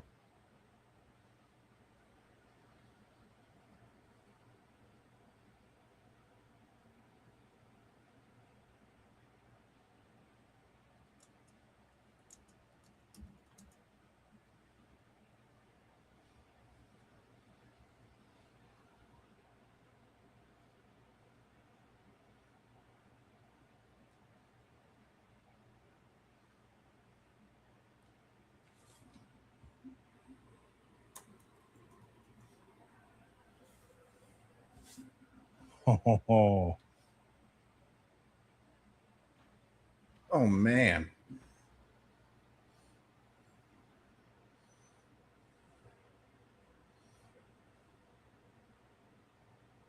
And it's interesting to see, like, these two are bigger guys when it comes to lucha libre, and to see how we have some similarities to the first lucha match that we had, but some very big differences as well, especially in movements and stuff like that. Mm-hmm. Yeah, where Dragon Lee and Rey Fenix were a lot faster, maybe a lot more high flying. These are a little bit crisper, more fluid, and more controlled. Yes. And that's the beauty of watching AAA on Saturday nights. You can go from watching Rey Fenix and Dragon Lee to watching a big mass wrestler like Galeno, for instance, taking on El Fiscal. Two big dudes, but still wrestling that lucha style. Right. Yeah. I mean, we got to see El Fiscal last week for the first time on Raw. Mm-hmm. And I mean, for a guy in his fourth year who had Rey Mysterio go to bat to get him in this tournament. Yeah. He had to show up and deliver on the main stage, and he did just that. And he's a dude that I'll tell you this right now. When he's on Saturday nights, he delivers even then. Wow.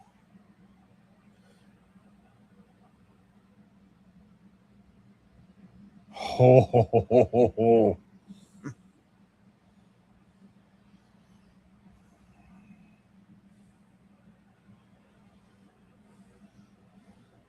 What was that?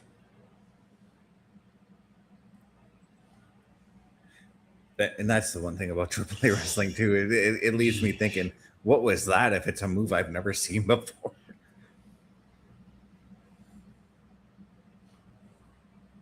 Oh.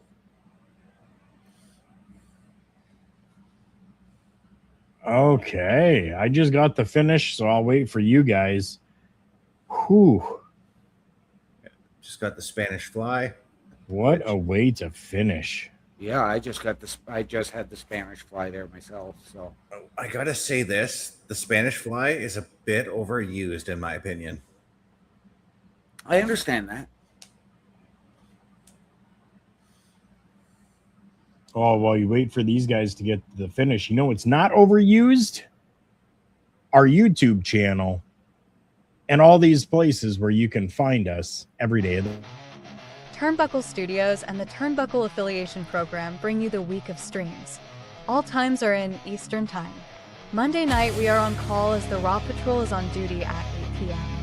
Tuesday brings you the flagship show, Turnbuckle Talk, at 8:05 p.m. Wednesday, we play games with the PlayStation Showcase at 8 p.m. Thursdays, let us power your dreams with the Xbox Showcase at 9 p.m. Friday, we invite you to come for a ride with the SmackDown Security Detail at 8 p.m. The weekend brings you Saturday Night Gaming at 8 p.m. On Sunday, be sure to catch the Chris Parrish podcast at 12:15 p.m. And later in the day, the Locker Room presents Wrestling Recap delivers at 7 p.m. Always be aware that weekend shows can vary in times, as the PLE Patrol and other watch party streams are always a must-see. Be part of the shows and join the chat every day and watch all of the latest episodes on turnbucklestudios.org/shows. And please do not forget to drop a like, follow, and to subscribe to all of our channels, and when the time is right, all you have to do is tap in. Once again, ladies and gentlemen, turnbucklestudios.org, see above, is your home for the Turnbuckle Affiliation Program. And as you saw, there is something for you here each and every night of the week, which you can find in the shows section. But again, we want you to meet the team behind those shows. Mr. Best, myself, Bubba Duke, Logan Thompson, Chris Parrish, and of course, the Godfather himself, Carl Carafel. Click on our individual links to get our socials and watch our latest weekly live episodic programming. All of that and more, turnbucklestudios.org. That finish. That finish was amazing, right? Yes, it was. And then the handshake at the top of the ramp. Well, I'm just getting to the top of the ramp right now. Yep, me too. And as we suspected, it comes down to Penta and Fenix. What a cool looking championship, cruiserweight championship there. I love all of Triple A's titles because they have that classic feel to them. I love that. Yeah. I mean, as of right now, I've only got the one AAA championship over on that side. With the new baby coming, there might not be any more for a little bit of time, though. Unless I find a really good deal. I was going to say, you might be passing those belt collector deals on to me there, Carl, because finances are going to start looking up, and I'll let you guys know about that off stream. Coming towards our main event of the night here, Solo and LA Knight taking on the Usos. I am all for this matchup. I definitely am. Yeah, I can't wait to see this one. And for those of you that have already finished Monday Night Raw and are watching us afterwards, again, thank you. Thank you for that. Thank you for coming in, checking out the stream that we have here. You just saw that we have something every day of the week. It doesn't matter when. And we need to fix up our commercial even a little bit too, because with Logan now as part of, the Turnbuckle Affiliation Program, we may have to start including some of his stuff coming up as well. And there may be others that join at some point too. So, I mean, that's all stuff that we can take a look at a little down the road and see what is happening and going on with that. As of right now, we are getting towards our main event, and I am, oh, yes, please. Yes, please. Oh, that's right. I forgot this weekend is Triple A's next pay-per-view. Yes.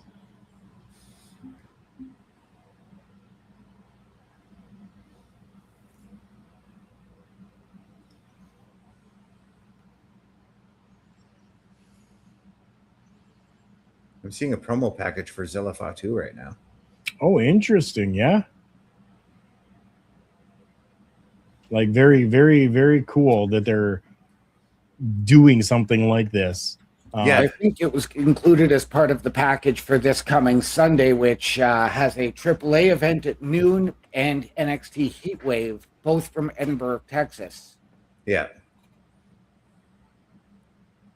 And that's what I wanted to see a little more of. I'd like to see a little bit more of the promotion for NXT pay-per-views and stuff like that on the main roster as well. Yes.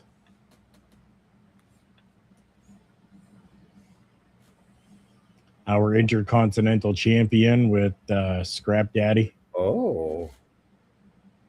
I like this pairing.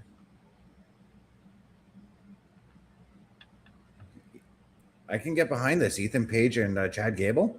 Yeah. Yeah, I can too. Token of excellence. I love the way he's just so good on microphone promos. He's one of the best. Yeah.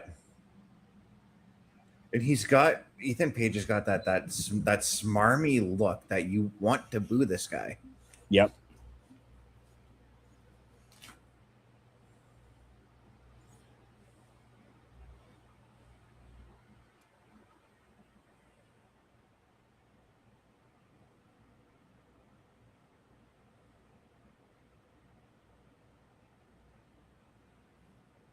There is. I just have one small OCD inconvenience about me right now. His glasses don't fit his head. It's bugging me just a smidge.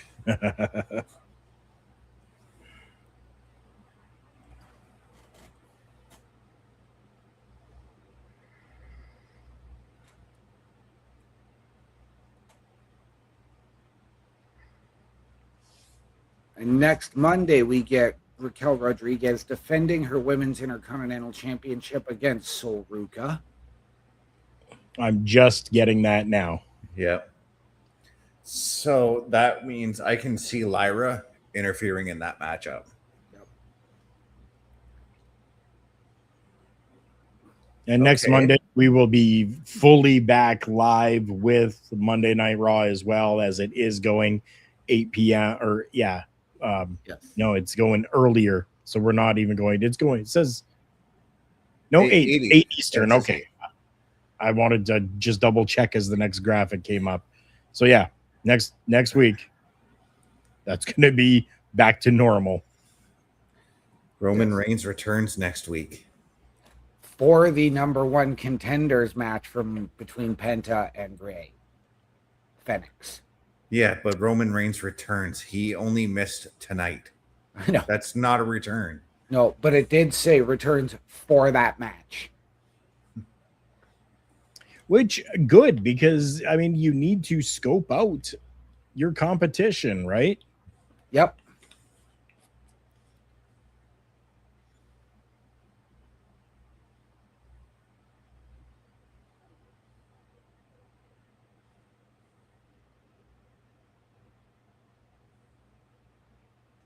And they say, what a return for Stephanie? Yes, this is what you would consider a return.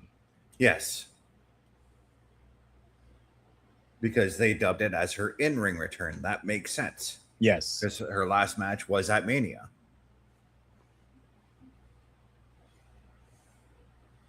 Sorry, her last televised match. She may have had a couple of live event matches since coming back.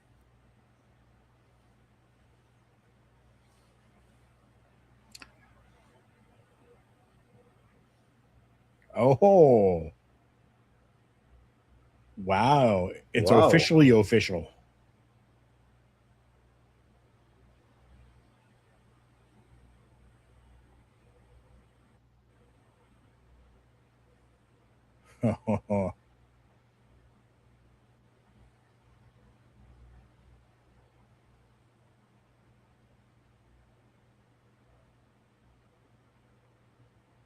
Okay.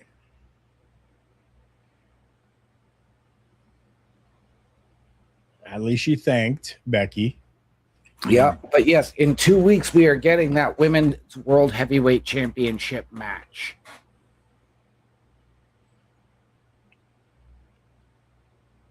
Very, very cool. And here come the Usos wearing their Oompa Loompas around their neck. Yep. But yet they're doing the babyface thing and coming through the crowd.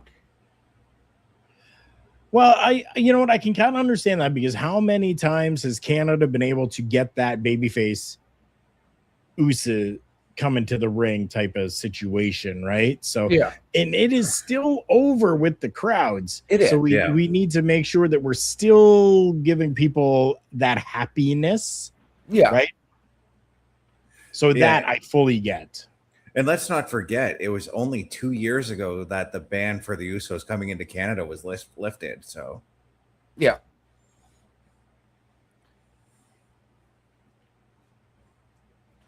But I want to go back to the women's title match. And we know we've got a women's Intercontinental Championship match next week. We've got the world title match in 2 weeks.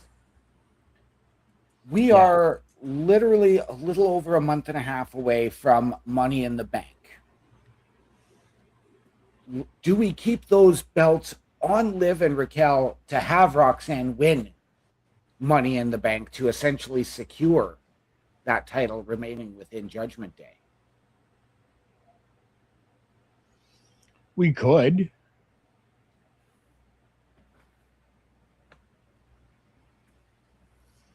I think it's a possibility, I think.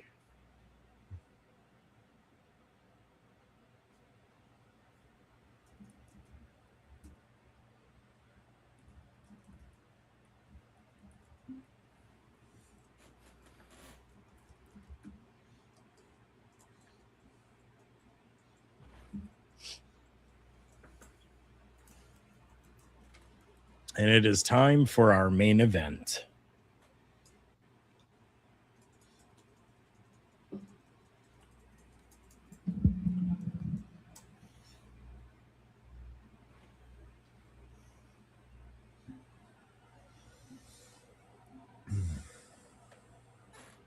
LA Knight has made his way down. He's inside of the ring right now.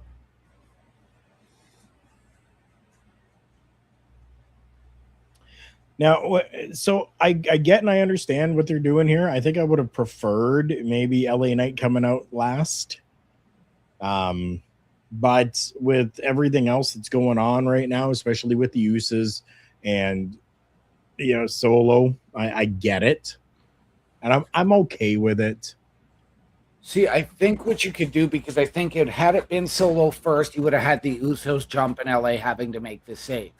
This way, with LA Knight, you still could have had the same thing, but I think this sets up maybe that sneak attack from Jacob to Solo. Oh, true. Yeah, I see where you're coming from with that one, and I see where Carl is coming from that one, because right now it seems like they're pushing LA Knight to be that top guy. So I get why you would want LA Knight to come out last there. Either way, both of these guys got an amazing pop coming out. So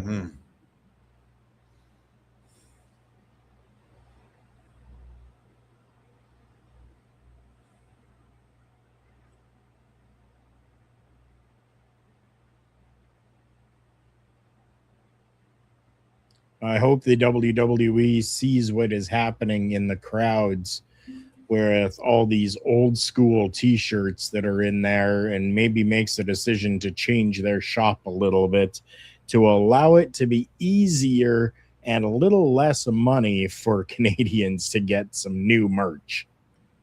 Okay, so I'm glad I'm not the only one that has trouble navigating the WWE shop, because I go to type in one thing and it gives me something completely opposite. Right? Yeah. And then just the astronomical pricing, and then shipping, and then duties, and then tariffs, and then everything on top of it. But let's not forget, unfortunately, there is WWEshop.ca as well. It still ships from the US, dude. That's the problem. That's what I'm saying. You go to CA, it gives you everything in Canadian pricing. Yeah. Like I was looking at, because as you guys know, I'm a Mr. Iguana fan. So I was looking at the cost for a Layeska puppet. They want like $80 for that. Yeah. A Lily doll was like $80 to $100. Mm-hmm. And I would have loved to have had a Lily doll. Yep. LA Knight now coming into the ring here. Some beautiful quick tags happening here between the two. And, oh, look at this. Some pretty amazing teamwork, tag team work happening here with Solo and LA Knight. They're working very cohesively together. Yes, they are. I love the joking that these two men are having too. Yeah. Because you saw them both play the tag as like a slight joke or a slight jab at one another. It was awesome. To be fair, it's kind of like if I were watching, and I'm going to use a CWE reference here. It'd be kind of like when we watch the Double D's wrestle if they were baby faces. True. For those unaware of the Double D's, we're talking about Derek and Danny Diggler. Yeah. Go and just type them into the Googles or the YouTubes. You guys will be entertained by their antics. Oh. Did you guys? Okay, I'm giving it a few seconds here, but there was a super kick party. Yeah. Okay. Looked great. Honestly, it looked great.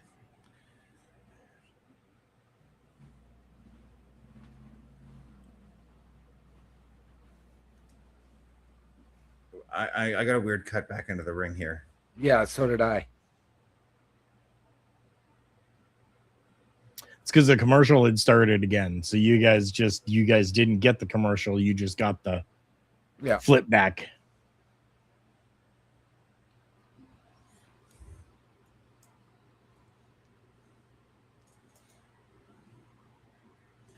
And Jay again just showing raw emotion and fighting from his heart instead of using his head.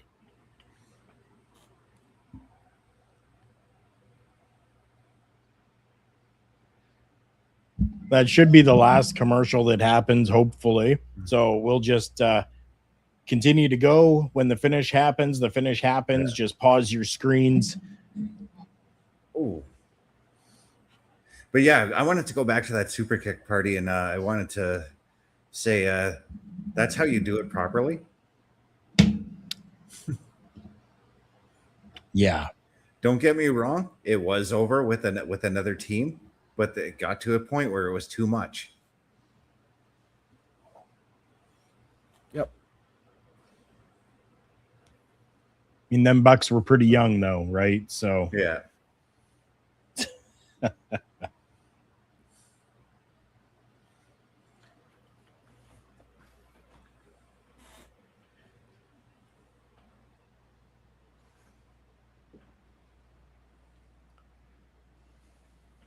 Come on.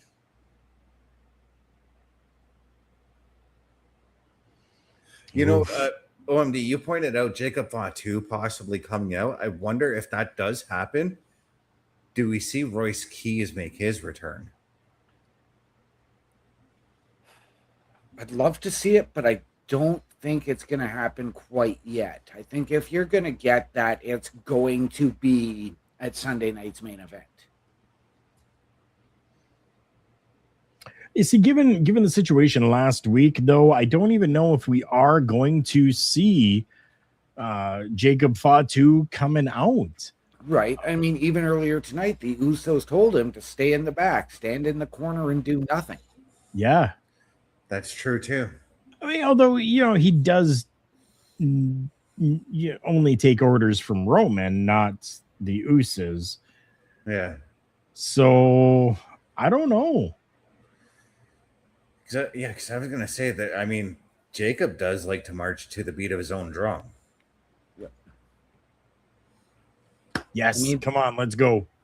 I mean, both Jay and Jimmy did hold up their Ufalafas and say, well, we're the captains, we're calling this play. And they're lording it over them tonight, so. Right?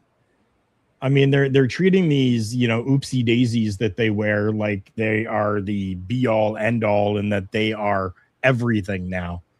Yeah. Because they were given to them. But what if?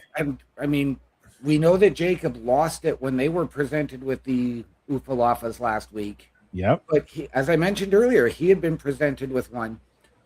What if Roman says, "Yes, they're my captains. He's my lieutenant."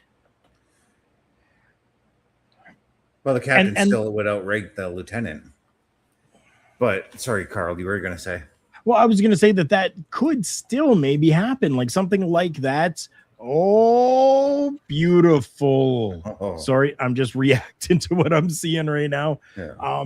We could see Jacob kind of do something to help the Usos win tonight, and Roman sees that as, hey, you did good. Now here's, a loofah for you as well. Yeah. So, but I got to wonder if let's say Jacob doesn't get his, do the Usos become drunk with power? I think that's that would be a great way to describe. When I was talking about the Pookie Dookies that they're wearing earlier, that's holy. What? You just mentioned them.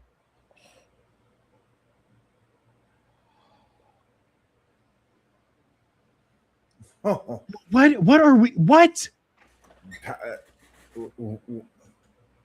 That's OTM. Nima? That's OTM. Yeah, that's OTM with Powerhouse Hobbs or Royce Keys. Royce Keys.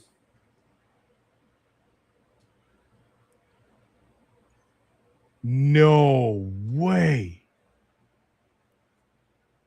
It's funny. I mentioned Perez Del Mal earlier too, and Bronco Nima's in that stable.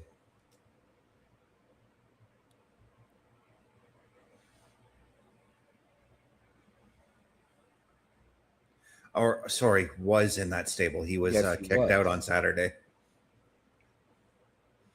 But why? Like, Royce just teamed with Solo and LA Knight at SummerSlam. He had no issue with those two guys. Or did he? Or did he? Because right now it doesn't matter who it is. They are taking out every 4 members of this matchup right now. 3 of them are taking out the 4. Mind you, the 4 did have a matchup that they were going through. I get that. But still, is what is going on?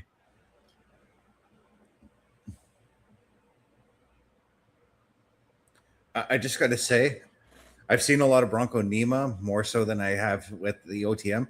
I'm glad OTM is still together and on the main roster.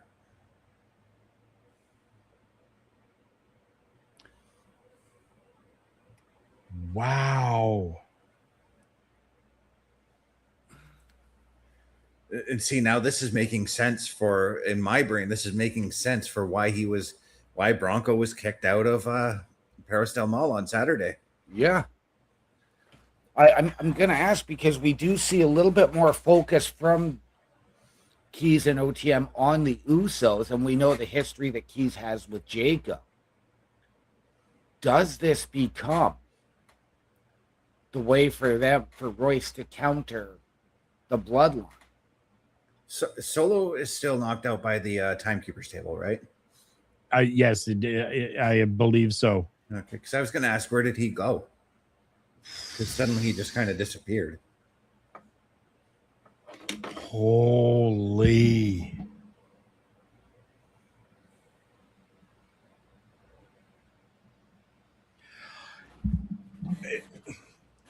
Okay, so we had figured maybe something happening, and maybe the inclusion of Royce Keys, possibly, but none of us expected this. No.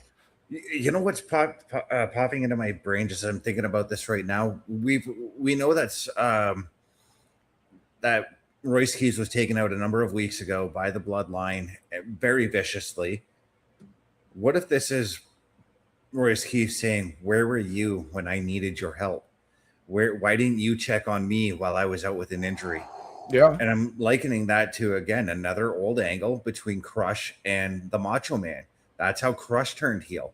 When Yokozuna attacked Crush, Macho Man tried to make the save, but Macho Man also didn't keep contact with Crush afterwards, and that ticked Crush off. Yep.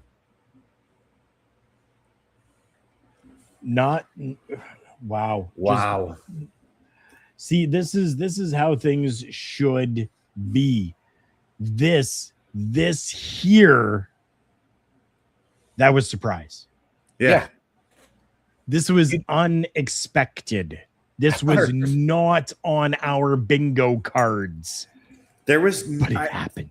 So I was going through some wrestling news stories today for tomorrow's show that I was looking to send off. Didn't see anything about OTM or Powerhouse Royce Keys being there tonight. Right? Nothing. What a way to keep us on the edge. What a way to keep us enthralled. What a way to keep us entertained. And this is why I said, I've been saying WWE's been firing on all cylinders for the last few weeks now, because they're hooking us in for next week's Raw after that finish. They're hooking us in to watch SmackDown. A lot of what they've been doing has been very predictable, though. Yeah. This, I don't think anybody predicted. I didn't see it on any sheets. I didn't see it on any websites. I didn't see it on any TikToks, any Instagram posts, any Facebook reels. I didn't see it on anything. And now with everything going on, do we see this new group potentially getting into a War Games match against the Bloodline? Are you... Because I know they're not really sure what the Bloodline is right now. We're all questioning, are they face, are they heel? Does this sort of answer that question? That's difficult. I mean, we're going to need some answers. And as Roddy Piper used to say, just when we think we have the answers, the question will be changed. I think what is Parrish, good to see you. I think what's difficult about that OM dynamic is that the Bloodline is having its stories and it's doing its things, and it's just kind of maybe at a quarter way through with the whole Solo Sikoa stuff going on, and we've got Solo as pretty much a face at this point. We really can't make the Bloodline face, if you know what I mean, if we're going to put them into a program with whatever they're calling this new group that Royce Keys is as essentially the leader of and has put together. And I mean, let's not forget that Solo still hasn't officially moved to Raw. He's still probably technically considered a SmackDown superstar, as is Royce Keys. Royce Keys was moved over to Raw officially a couple weeks back. Yes. And so is Solo, actually. It was part of the Finn Balor trade. Okay. I hadn't seen about Solo. Or that's the story that's going around right now. But yeah. Oh, that's the story. Because I would have said, like, now you could have Royce Keys show up because he had a bunch of guys on SmackDown who didn't want to trust him and who didn't want to. So he can now go in and run roughshod on both brands with OTM.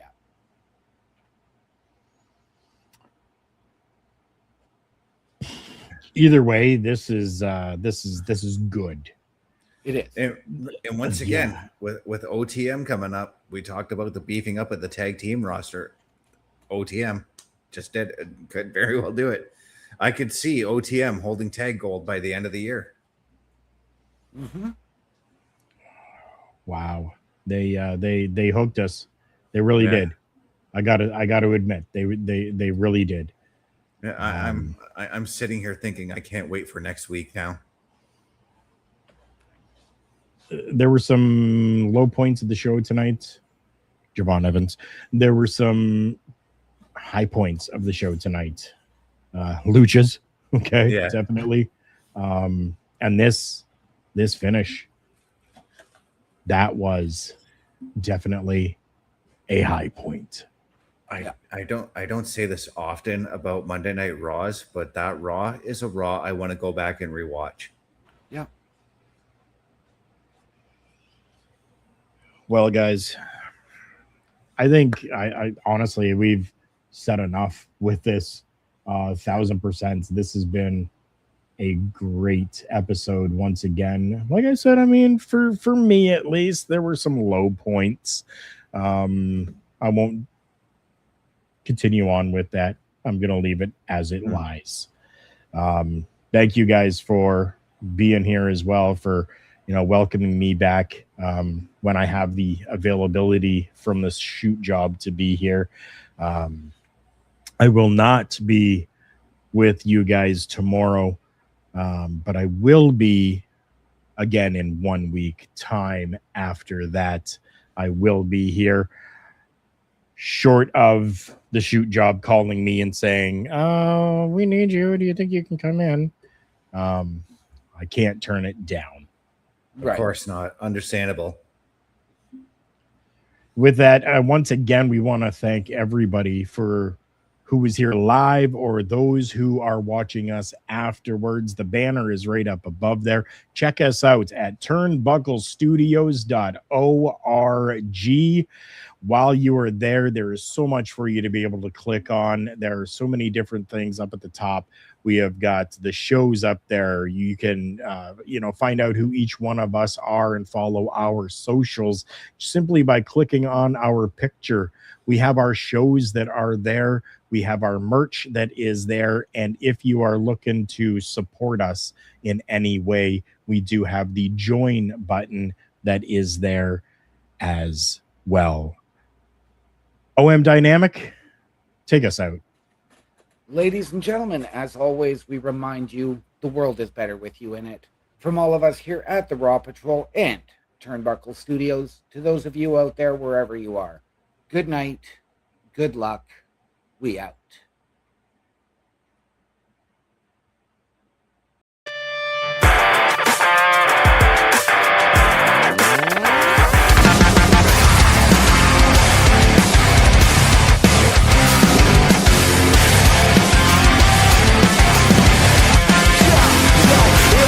On the block, hip-hop trendsetters, the school of hard knocks and that attitude era. Yeah, I just wanted to be one of the best.